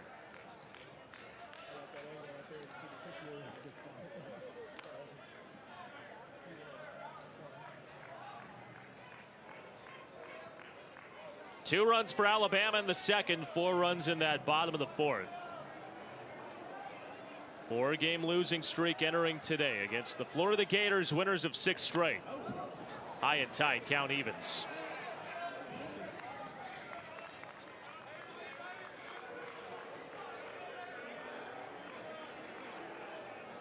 The Tide has limited their strikeouts against Peterson, only 3 this game at this point. Count runs full.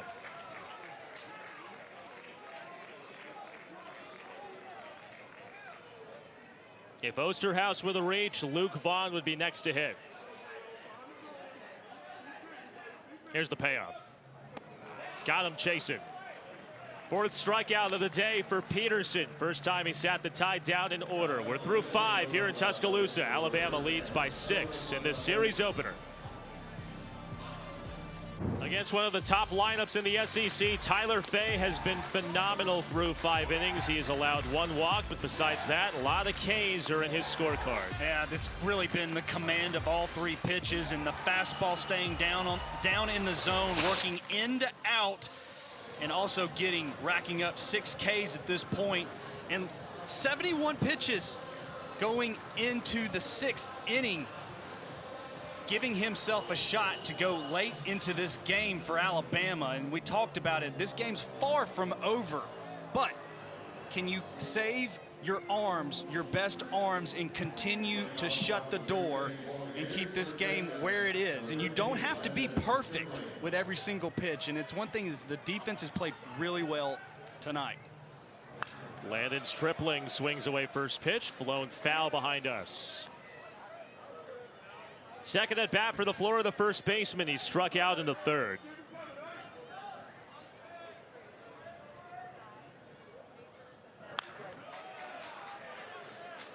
And for Fay, last year against Florida, got tagged a bit on unearned runs. 4 2/3. 3 unearned came against him in Gainesville. Not the problem today. His defense has picked him up. 0-2.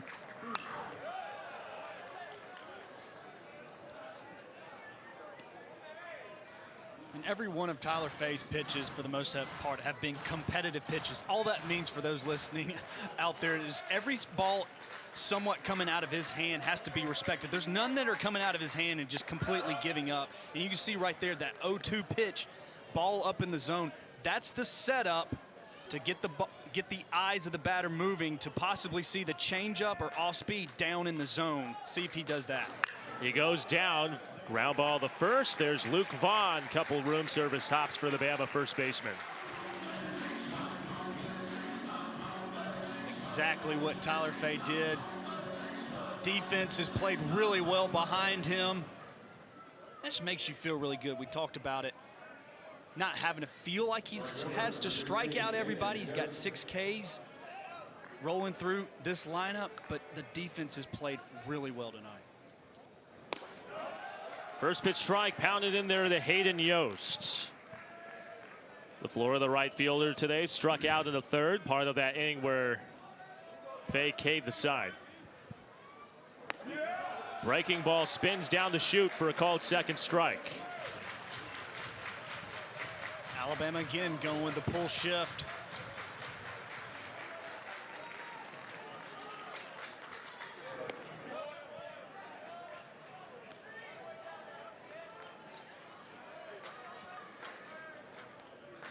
Last couple starts for Tyler Fay for the home faithful have been spectacular. Just inside, almost rung up his 7th batter of the night. There's that Major League Baseball ABS tap. Yeah, not quite yet in college, but a really good 1-2 pitch. That ball just had some mini run back to the plate. But why don't you just go make sure everybody knows and get a swing and miss for another strikeout for Tyler Fay. Up in the zone, right there. The slider, probably a little bit higher than you wanted that one, but because you've been able to command with the fastball, you can get the swing and miss from Yost.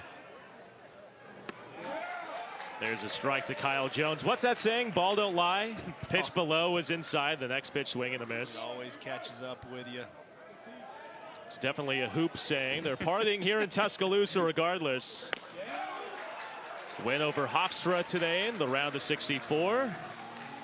Might be a double-decker party this evening if Alabama's able to take down Florida in this series opener.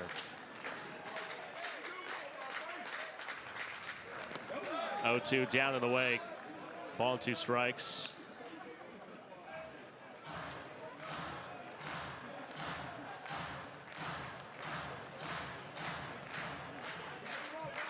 One, 2.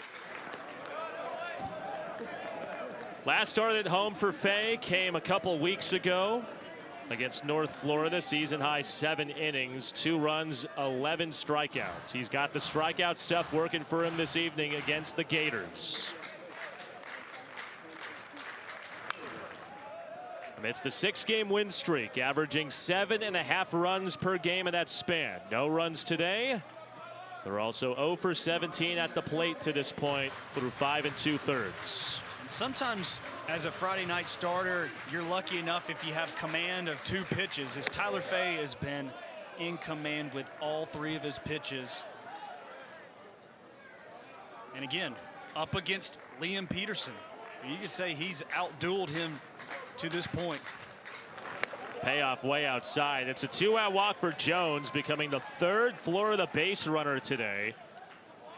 Cash Strayer walked with 1 out in the 2nd. Blake Sear reached a fielder's choice in that same inning. So that walk ends a streak of 11 consecutive batters sat down by Fay.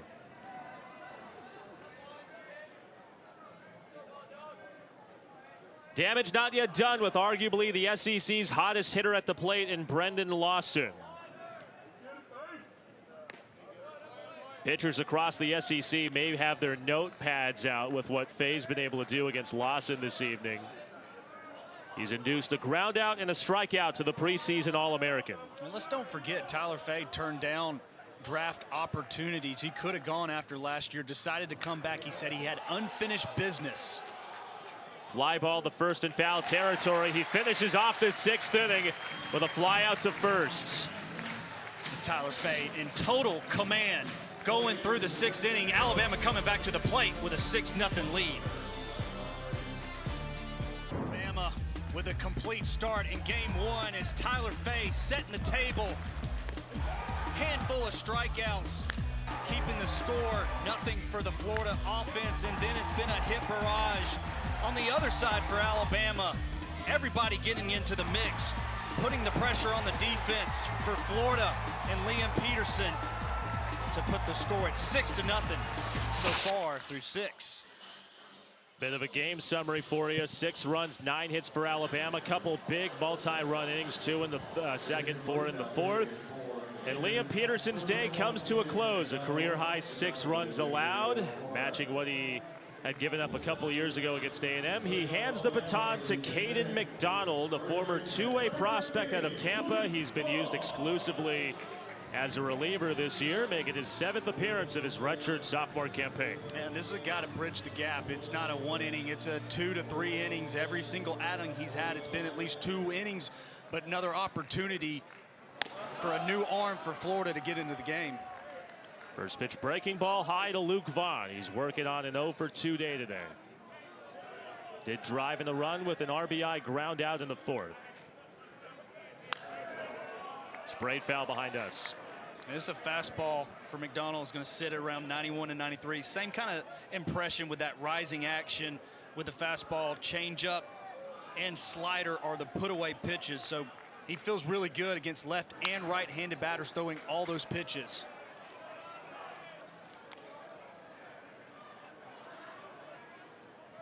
One of the top prospects a couple of years ago out of Sickles High School in Tampa. Breaking ball spins outside. Count to Vaughn, evens up 2-2.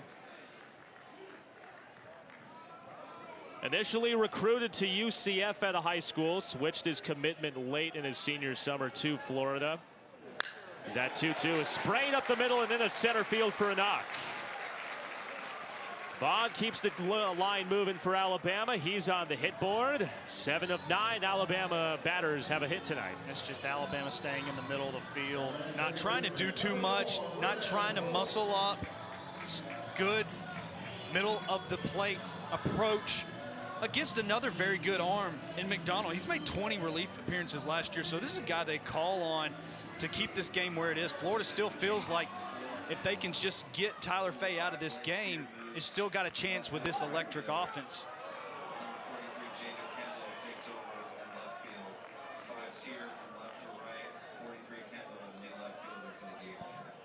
That pitch a called strike to Brennan Holt.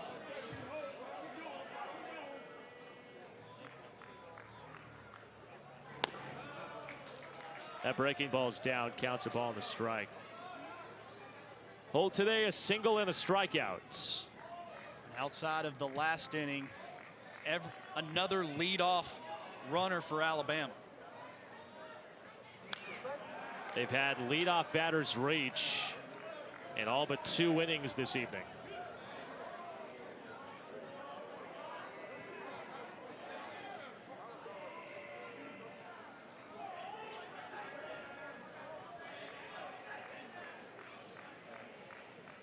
One, two.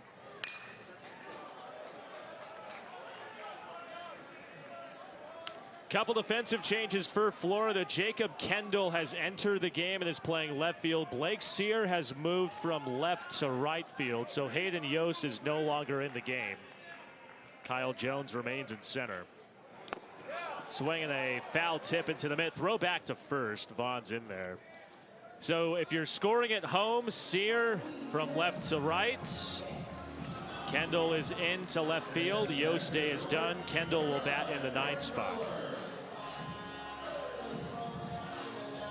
Very tight off-speed pitch by McDonald to get the strikeout. It's a really kind of a short arm action, not your over the top. It's more get it and go quick. It's hard to pick up for 2 innings, and that's why McDonald's in there. That pitch inside the Bryce Fowler. That's actually something that McDonald had worked on this past summer. He had pitched in the Cape Cod Baseball League. First team all league with the Wareham Gatemen. pitching at what was a very notoriously hitter-friendly Spillane Field in Wareham. It was based off of a suggestion to go from over the top to that delivery, which hides that ball a little bit, conceals that ball a bit. Breaking ball wave through and miss, counts 2-1. Just from a transition from Peterson to McDonald, you talked about it, kind of that short whip quick out of the glove. It's hard to pick up one time through the order. Fowler guns it out toward right field. There's Sears' first opportunity in the outfield, moving from left to right. 2 down. Just a fastball up in the zone. Got in on Fowler's hand just enough to not really get full extension, but entering to the plate, Justin LeBron has had a really quiet night, but the night is not quite done. 0 for 3 against his former USA Collegiate National teammate Peterson. He rips it out towards center field. Jones moves back a step to retire the side. We're through 6 innings. Alabama leads by 6 on Florida here at Sewell Thomas Stadium. To the latter third of regulation innings here at Sewell Thomas Stadium in the first of 3 games this weekend between the Crimson Tide and 18th ranked Florida. It's been all Bama tonight. 2 runs in the second, 4 in the fourth against preseason All-SEC arm Liam Peterson. If those folks in the SEC knew then what they knew now about Tyler Fay, he may have received more votes. Last week in Lexington, 7 innings, allowed 7 runs, 8 hits. Not the case today through 6 frames. First pitch outside to Ethan Surwick. He's struck out twice today. A lot of zeros up on the scoreboard tonight for Tyler Fay, and it's been a combination again. The fastball heater down in the zone, established slider. It's also had good run, and that changeup's just been really good to complement everything else.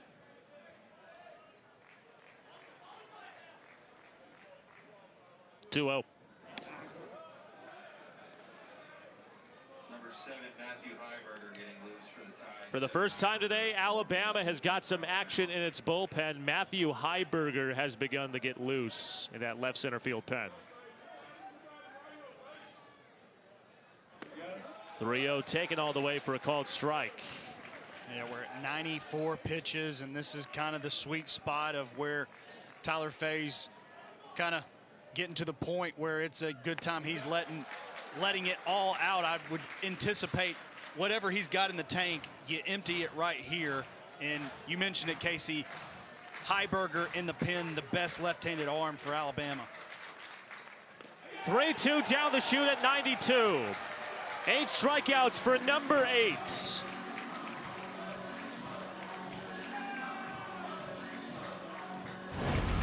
And I said, how much more you got in the tank? How about a fastball just challenging Surwick? Just looking for the first out. Leadoff man sat down with Carson Bowen stepping in. If you're a Florida fan watching this, you might be getting PTSD from what happened this time last Friday at home against South Carolina. Josh Gunther did not allow a hit through 6 1/3 against the Gators. We're 6 1/3 of the way through here in Tuscaloosa, and Tyler Fay has essentially said, same song, different verse. 2-1. That's what they call it's tough sledding in the life of the SEC. It doesn't matter at home or on the road. Alabama playing really good tonight at the house. Bowen skies it into the air, shallow center. Fowler is under it. They're 2 down in the 7th.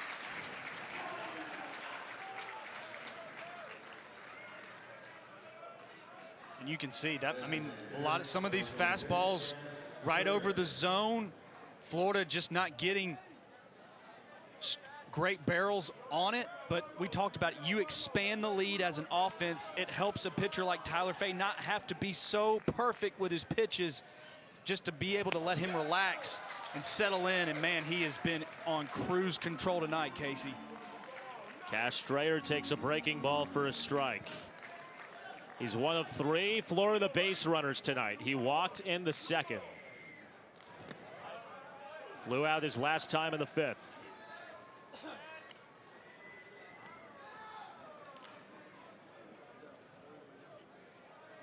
Alabama has dropped 4 straight entering today. Florida has won 6 straight. Second week of SEC play, a Crimson Tide team that has been remarkably good at home. 11 straight wins here at Sewell Thomas Stadium, looking to make it 12 straight in front of the home fans. 3 balls and a strike. If Strayer were to reach, Blake Sear would be next to hit with 2 outs.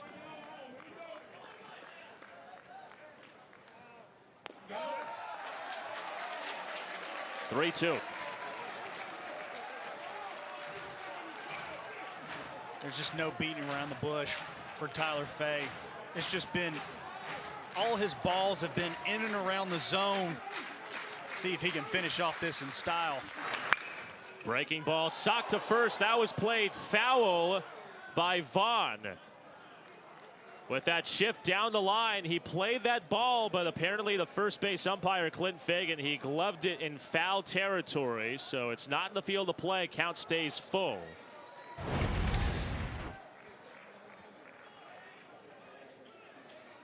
Yeah, you can see ball off the glove. First base umpire calling it foul.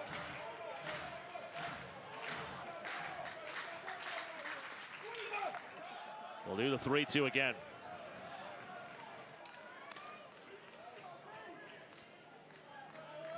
Florida's been super good in terms of piling up runs, DK, but I mean, this has been an underlying theme with Florida, the inability to hit pitching, starting pitching specifically.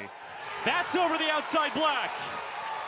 Have yourself a day, Tyler Fay. A masterclass through 7 no-hit innings. How about that fastball down and away? Closing out the 7th inning. 9th strikeout for Tyler Fay to keep the score where it is, 6-0. Into the Cotton Eye Joe here in Tuscaloosa. Alabama fans are also jamming out to the tune of 6-0 lead through 7 innings defensively in the field. They look for some run support in the bottom of the 7th against the Florida Gators, 18th ranked team in the land, winners of 6 straight. That win streak in serious peril. Brady Neal waves to a first pitch breaking ball from Caden McDonald, out for his 2nd inning of relief.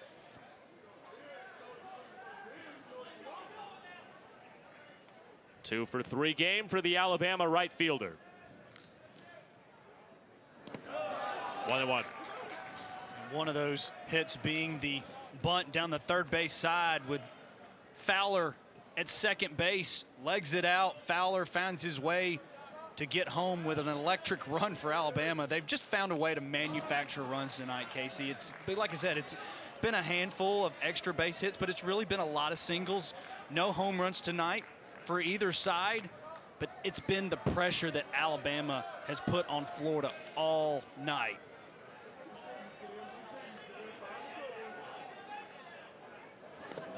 Neal check swing, appeal the 3rd. He did not go around, according to Hank Himmelman.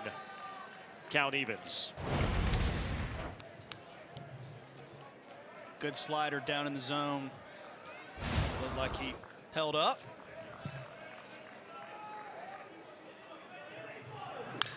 Breaking ball, trampoline wide of first base. Count stays.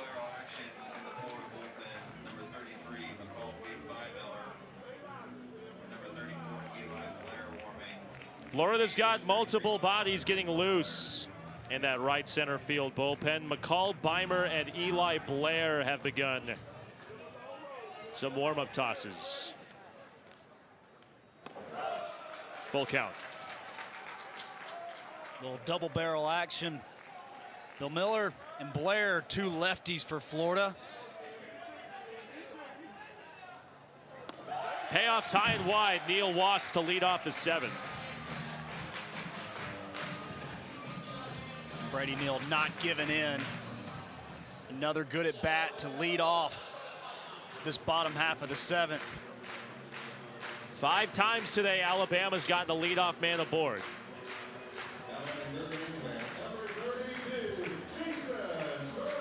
Jason Torres is one of 2 Crimson Tide hitters without a hit tonight.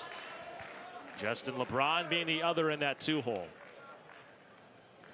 Torres pounds it on the ground to short.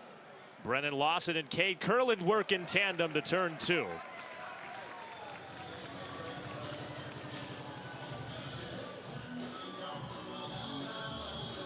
See right there, Lawson can stay back on that double play ball. Jason Torres get the twin killing to help out McDonald.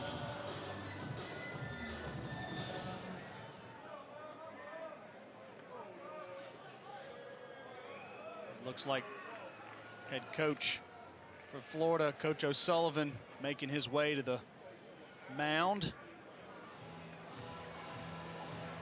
See which lefty he goes with. Officially a call to the pen. Second pitching change of the day for the Gators with 2 outs in the 7th. Florida goes to its relievers to try to bridge the gap late in this one here in Tuscaloosa. Back to play in the last of the 7th here at Sewell Thomas Stadium. Alabama leads 18th ranked Florida 6-0. Gators head coach Kevin O'Sullivan goes back to the pen. Second pitching change of his evening. And he calls on the sophomore McCall Miller to make his first appearance of the year. He's affectionately known as the bye-bye man for the Florida pitching staff. And he's hoping to say bye-bye to Alabama in this 7th inning to get at least the last out. Trying to calm the storm, but yes, making his first appearance. But last year, 11 appearances, one of them being a start in the midweek. So again, trying to get another arm in the mix, especially in the SEC. So another left-handed arm that you're going to see probably in the mid-90s on a fastball, low to mid-90s fastball with a slider. But again, not a lot of report on Miller, but again, another opportunity for this bullpen to put another 0 in place. The southpaw called on the pitch to match up against John Lem, the Alabama catcher. The man from down under. There's some Australian representation out in right field. This is the off-season during the Australian Baseball League. They typically play in the North American Winners. That pitch outside the Lem. Miller may be new to a lot of SEC fans, but comes from a prep program that's more than familiar to head coach Kevin O'Sullivan. Tampa Jesuit High School, same prep program that former Florida star and current Baltimore Orioles first baseman Pete Alonso attended. Former recruit of Coach O'Sullivan's a decade ago. There's a strike. Very rich baseball history at Tampa Jesuit. Lance McCullers, former Major League Baseball World Series champion with the Houston Astros in 2017. Way to the backstop. Brushes Lem off the plate. You see that riding fastball, probably a little chin music for John Lem. Got to get out of the way.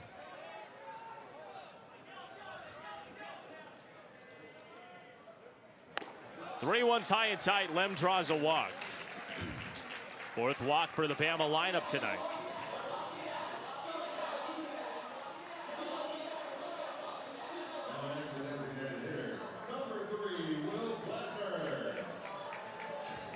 And it continues with 2 outs for the Alabama DH Will Plattner.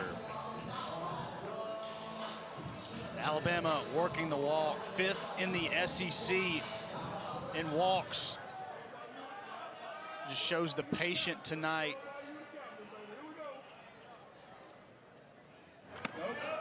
Breaking ball lands the top of the zone for a called strike. Working the count and also getting Peterson up in his pitch count kind of ran him out of the game. But we talked about the slider just could not command it. Alabama did not chase that.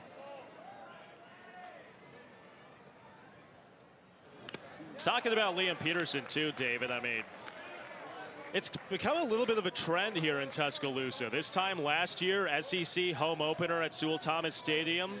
Alabama got defending national champion Tennessee on the docket. They rocked around Liam Doyle 6 innings, scored 5 runs against the eventual first-round draft pick. And then Liam Peterson today got tagged. Career-high 6 earned runs. I tell you what, whoever draws Alabama in their first home series next year, their Friday night guy might be sweating bullets with the track record over these last 2 years.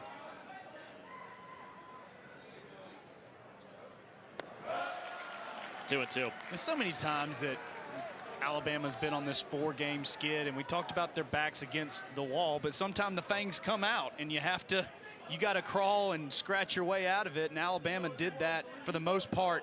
Haven't finished this one off just yet, but offensively it's been a great resurgent from the past 4 games. And talking to Rob Vaughn earlier in the week about the game plan, not only for this series, but just in general for today, for Friday. He had alluded to not wanting to play one-on-one baseball, playing the game as a team, not trying to do things for yourself, but to do things for your teammates and for those who are hitting in front of you and behind you. Platter pounds it on the ground to short. Lawson on the charge. Throw across, glances off a Stripling's glove. Lem going to third. The tag is late. The Florida defense continues to be badgered in the field. Second error of their day.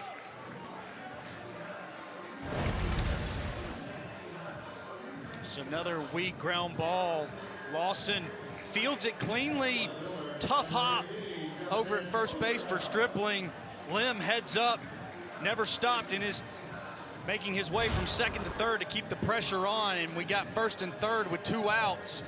Alabama knocking at the door again. And it's a chance for Justin Osterhaus to completely knock things down here in the 7th. RBI single in the 2nd, double in the 4th. Strike 1. Yeah, but going back to Rob Vaughn and what he had told us in our production meeting earlier in the week about the approach for today.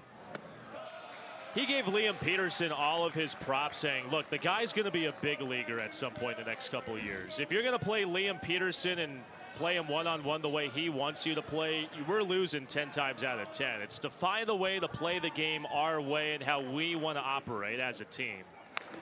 That's a hit by pitch. Osterhaus reaches, and Bama's loaded the bases with 2 outs in the 7th.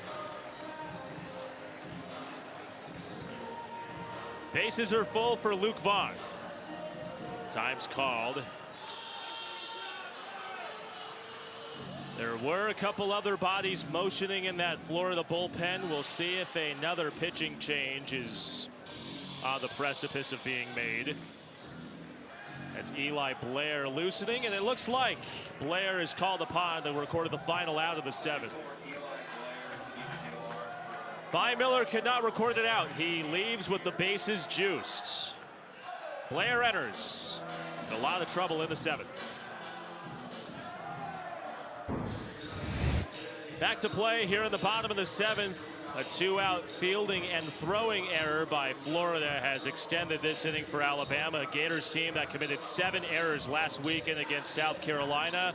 2-out error followed by a hit by pitch has loaded the bases for the Crimson Tide. And he gives way to Eli Blair, a freshman lefty from Panama Beach, Florida, making his 4th outing of the year. Another 6'8", 225 freshman.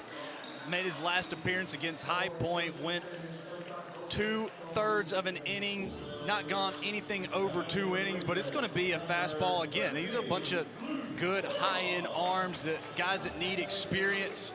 90-mile-an-hour fastball with a slider, but again, a lot of traffic on the base pass. The bases loaded for the Tide.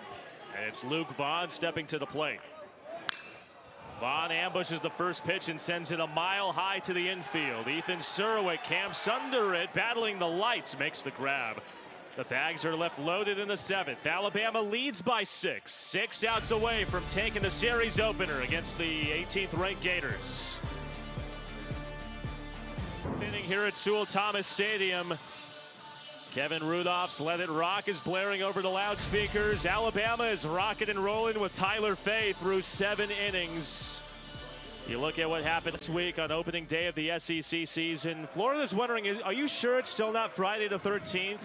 Because they're getting the scaries tonight against Fay, the Alabama Friday night guy. Blake Sear takes a breaking ball in the dirt. 109 pitches for Tyler Fay, who was rocked around in Lexington a week ago. Gave up the most runs he had given up all season, bouncing back in stellar fashion today against the Gators team that has won 6 straight entering today, averaging 7.5 runs per contest in that span.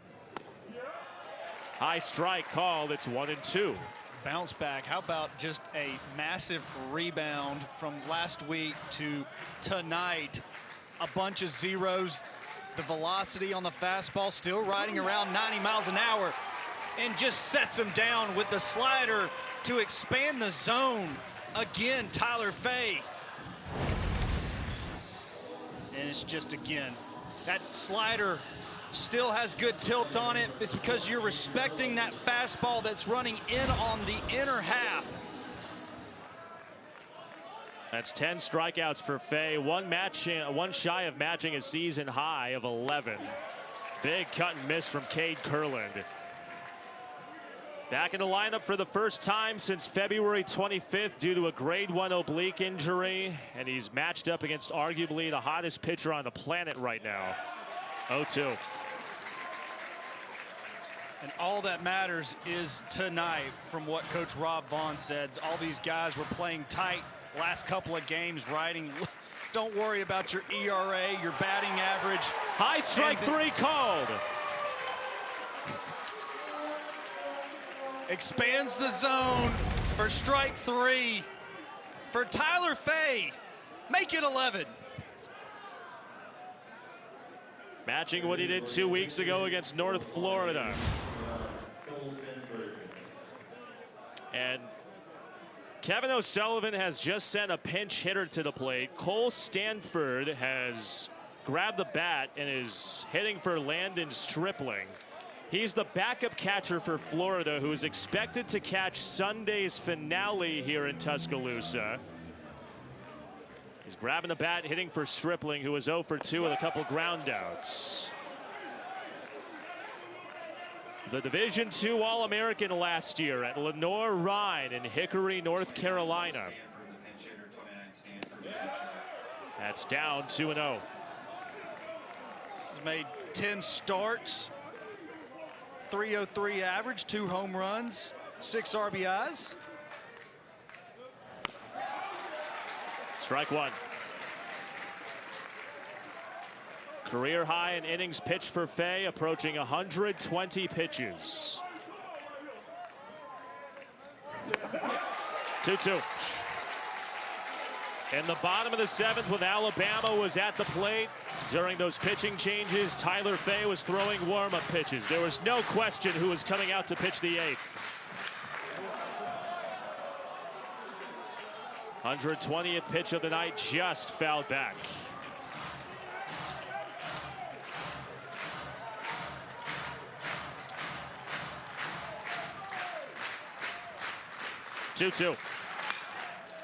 In the air to the center field. Fowler is back shy of the track. Number 8 has thrown 8 no-hit innings. And the Crimson Tide are rolling here in Tuscaloosa. Tyler Fay shutting the door to keep it where it is. 6-0 Tide. Firing on all cylinders tonight. Their home opener in SEC play. They lead 18th ranked Florida 6-0. The Dogs are enjoying some baseball. The fans are also enjoying some baseball tonight. It's been a full team game. Pitching, hitting, everything has been up to par for the Tide as they face a new arm on the mound. And the left-hander, Eli Blair. His first full inning of relief, I should say. He got the last out in that bottom of the 7th. And he contends with the bottom of the Alabama order, Brennan Holtz, Bryce Fowler, and then at the top, Justin LeBron.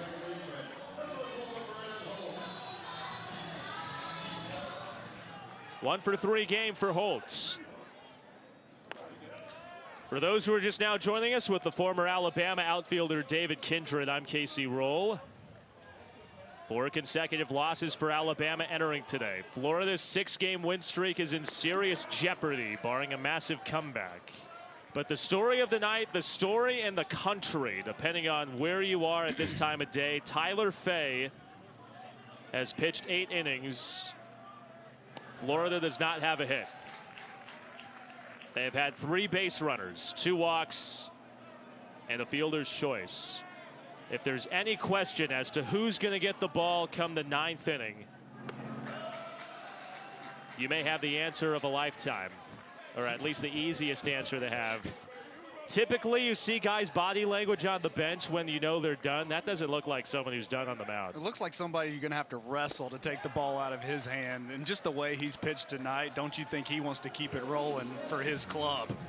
It's just been fastballs, sliders, and changeups all commanded anywhere he wanted at any count.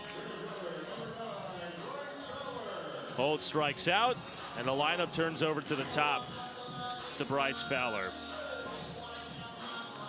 We've sung Fay's praise. How good has Bryce Fowler been today in all aspects of the game? Played excellent defensive center field. He's got 2 hits and a walk, and also aggressive base running. He came all the way around in a bunt single from second to score a run. 0-2. Yeah, and this is the first at bat against Peterson, and no, it wasn't pretty contact, and the infielders collided for Florida, but it just gave you that sense of, hey, we belong to be here. We can play with this and set the table for Alabama offensively to continue to put up the hits. Fowler fans. Couple strikeouts in relief to start the 8th.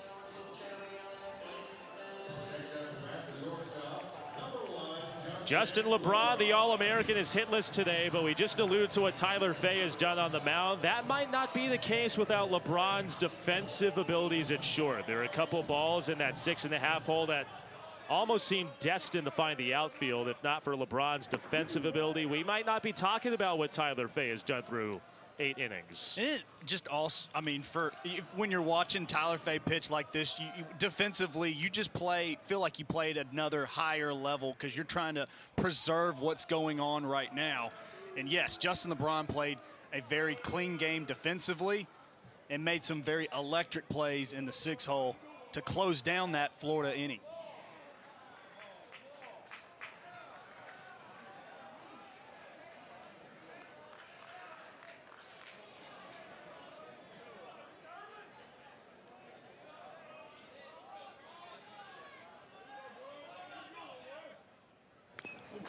One and 2 to LeBron. 6 runs, 10 hits, 1 error for Alabama. No runs, no hits, 2 errors for Florida through 8 innings. LeBron hit by a pitch, and he's aboard with 2 outs.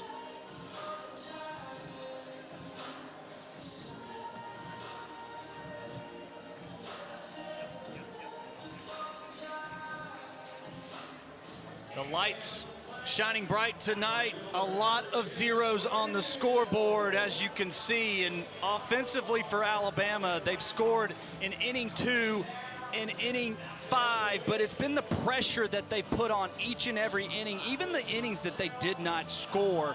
It was just enough to push Peterson and this Florida bullpen, just stress them the entire night. But let's don't forget about all the zeros on the other side that Tyler Fay has put up. Brady Neal steps to the plate with a runner on and 2 gone.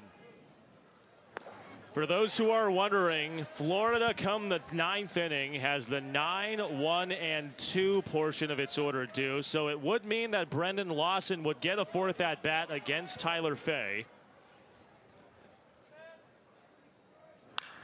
As that spun foul back behind us.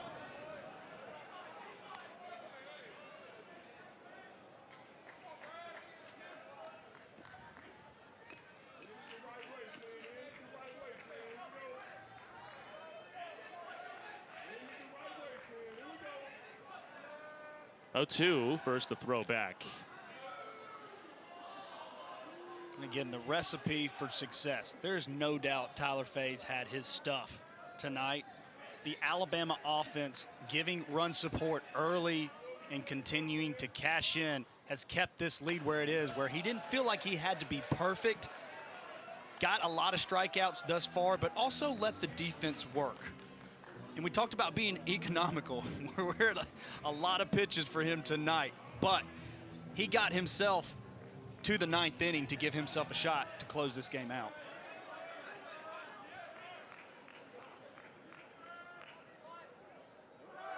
Runner goes, breaking ball spills out of Bowen's glove. LeBron takes second. It's a stolen base, his SEC leading 21st of the year.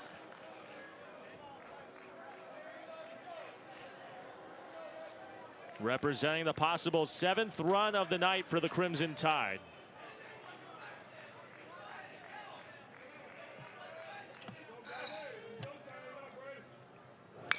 One, two, spray the other way. We'll do it again.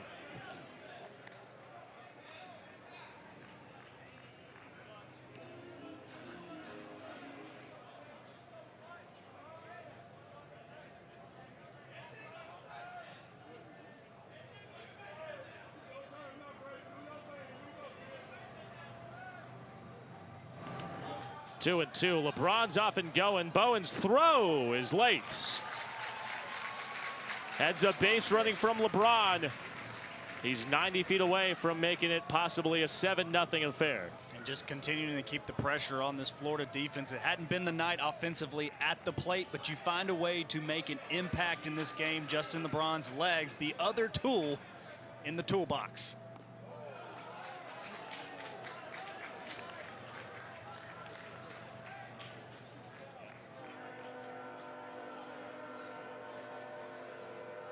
Had that throw in the 5th to keep what has been at this point possible history-making night alive as Neal walks.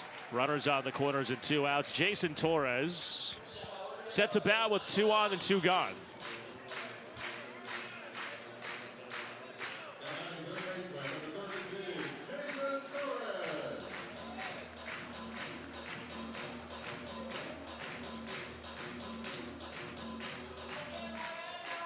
He's put the ball in play 4 times, just has not been able to record a knock.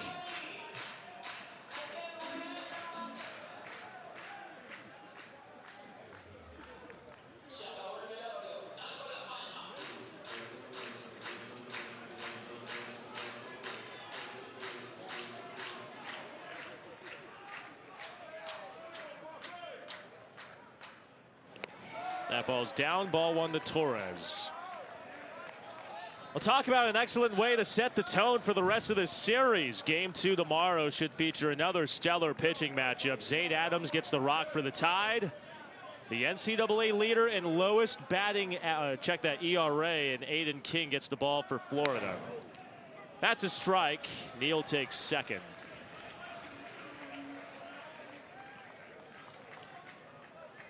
That's something good news for these Florida Gator fans.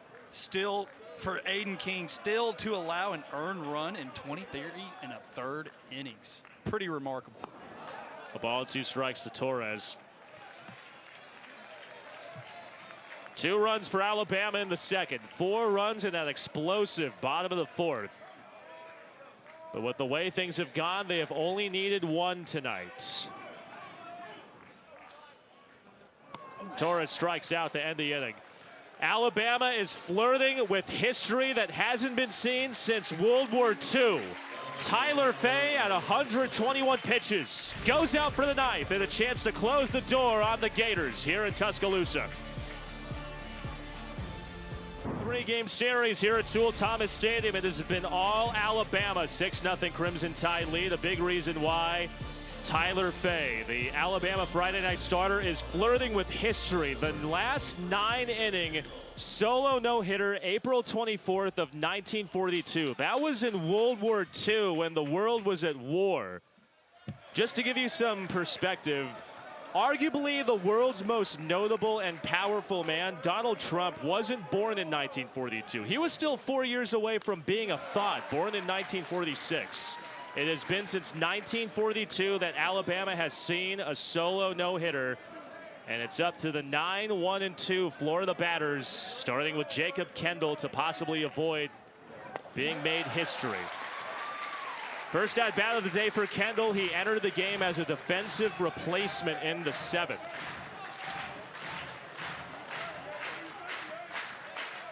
One-two. Got him swinging. A dirty dozen for Fay with strikeouts. He's 2 away. It's just been an uncomfortable night for this entire Florida offense. Fay's been in total control of the count and what he's wanted to throw in every single pitch. Big strikeout with the slider. Lineup turns over to the top. Florida's Kyle Jones is 0 for 2 with a walk. He is one of 3 Florida base runners to reach, but Kevin O'Sullivan elects to go to the bench. Second pinch hitter of the day, A.J. Malzone, who is back in Florida's available options off the bench, takes a strike. He's been dealing with a hamate injury. He did say that there was a chance that Malzone would come off the bench to hit in this series to get him back to game speed. We'll talk about this as a game situation. He's down 0-2. Tough sledding. You've been sitting all day and you get your name called. I know the feeling. You've been, you know, this Tyler Fay's just absolutely cruising, and you're trying to go up there and put it good at back together, but Malzone a good hitter for Florida. That is down, ball and 2 strikes.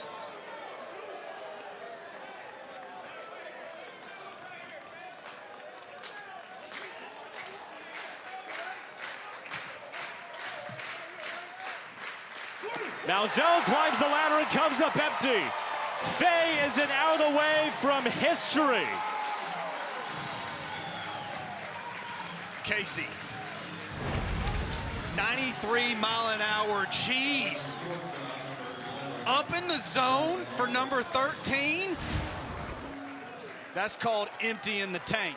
How about this for primetime TV? Arguably the 2027 top position player, Major League Baseball prospect against Tyler Fay, who got strike 1 on him. 8 2/3 in the books. 130 pitches unloaded from the tank. And it's Brennan Lawson representing Florida's last chance to avoid being made history. 0-2.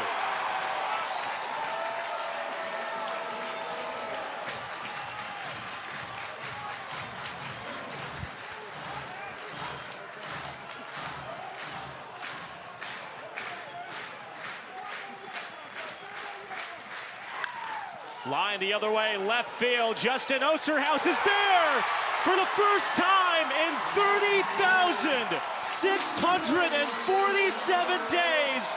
A solo no-hitter has just been authored, and this belongs to Tyler Fay.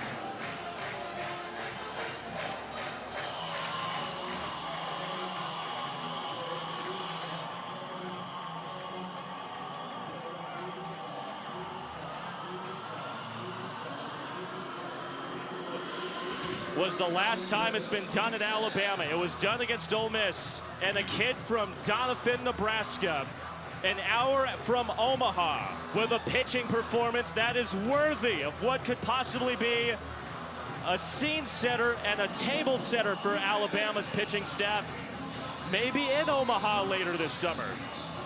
Unbelievable. You thought that Alabama needed a shot in the arm. Absolutely gets it from Tyler Fay on opening night at the Joe. Take every day of the week. Yeah, it's a great problem to have. Complete game no-hitter for Tyler Fay to take Friday night here against the Florida Gators. The win streak is over. The losing streak is over. And Tyler Fay etches his name into history. 9 innings, no hits, 13 strikeouts. And he joins us on the other side here at Sewell Thomas Stadium with Alabama putting up an exclamation point in this series opener against the Gators. Alabama takes the series opener against 18th ranked Florida. 6 runs, 10 hits, but with how Tyler Fay was dealing, they only needed 1 run. And in this first game of this 3-game series, Alabama gets it done against the Gators. Their 6-game win streak is over. Alabama's 4-game losing spell is over. Nobody in Tuscaloosa is going to be over what Tyler Fay just did here tonight against the National Power Gators program. 9 innings, no hits, 13 strikeouts. And Casey had it all going from the start. We talked about getting off to a good start for Tyler Fay, and the fastball, the slider, and the changeup were all commanded, and he threw it at any point he wanted to. He didn't put himself in any harm's way, limited the walks.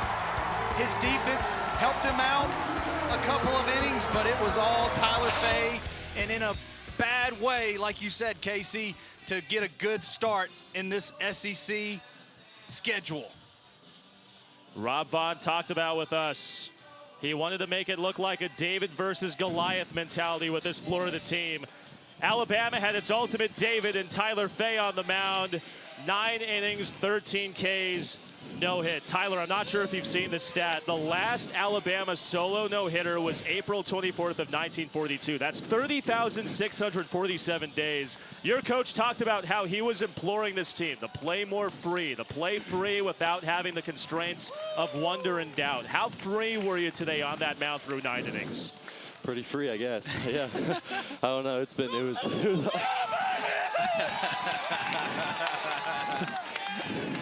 Man, that's cold. That is cold.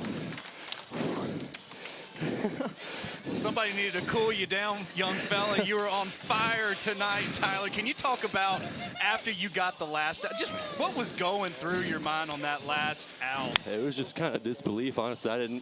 I looked up in the, I think, 5th inning and realized that they didn't have any hits yet. And I just kind of kept going. And yeah, I didn't think I was going to even get sent back out for the 8th or 9th. I was just like, I was looking at JJ every inning. I was like, come on, let me go one more time. And he did. So that was pretty sweet. Take us through those conversations. What were those conversations you had with Jason Jackson specifically about maybe letting you extend further into the game? He just said, you feel good, look good, like everything's good. And I'm like, let me keep going. I'm good. So it wasn't much. 13 strikeouts for you today, Tyler. What do you feel like was on your top-notch game today? I think I was really just locating the fastball a lot better than I had been. Mixing up and down and kind of hitting the corners, stealing a couple more strikes than I had been. So, I mean, yeah, everything was just kind of on, but that was probably the biggest thing. Can you talk about, obviously, you're 132 pitches tonight. It just seemed like over the duration of the game, you just had it consistently going for you. At what point, was there any point in the game where you just thought, whether it was the 4th, 5th, or 6th, you're like, it's just, I've got this going on tonight? Yeah, honestly, I mean, I hit a couple walls there. I had to kind of try to hype myself up a little bit and get the velo back up a couple times. But, yeah, I mean, it was crazy. Tyler, I got a couple more questions for you, but just out of curiosity, do you have any living family members that were alive in April of 1942? I'm not too sure. I think maybe my grandpa, but that's about it. Tyler, just when you put this into perspective, I mean, Friday night in the SEC, you look at who's going against you and Liam Peterson, and understandably so, there are a lot of professional scouts in the building, maybe circling a couple players that they have their eyes on for the MLB draft. You had a chance to turn pro last year, came back to Tuscaloosa. What message do you hope that your performance tonight showed, and what do you feel like you still have to show in the tank the rest of the year? Yeah, I mean, I think this was huge for me to get past like the 5th, 6th, 7th inning. Last year when I was starting the first couple weeks, it was kind of like 4 really good innings and then kind of scuffle in the 5th, maybe just can't get out of it. So I think just showing that I can go deep into games and like mix differently and all that stuff, I think was pretty important for me. What do you feel like is going to be the most appropriate way to celebrate a night like tonight? I have no idea. I have no idea. We'll figure that one out. History-making night for Tyler Fay. First time since 1942 an Alabama pitcher has thrown a solo 9-inning no-hitter, and it belongs to a kid from just up the road in Omaha. Who knows? Maybe this Crimson Tide pitching staff might carry the Tide to Omaha later this summer. Tyler, thank you so much for joining us. Best of luck the rest of the way, and enjoy the history you've been able to set for yourself tonight. Thank you very much. Roll Tide. Heck of a performance. Great job. Thank you very much. I appreciate it. Alabama takes the series opener here at home. In sweet home Alabama, Tyler Fay made himself at home on the mound. First time in over 30,000 days the Crimson Tide has seen a solo no-hitter, and they take the opener. How about that for a tone setter for this opening weekend of play at Sewell Thomas Stadium? Game 2 tomorrow. Bama looks for the series. For David Kindred and our entire SEC crew, I'm Casey Roll saying so long from the Joe. Bama takes the opener 6-0 in T-Town.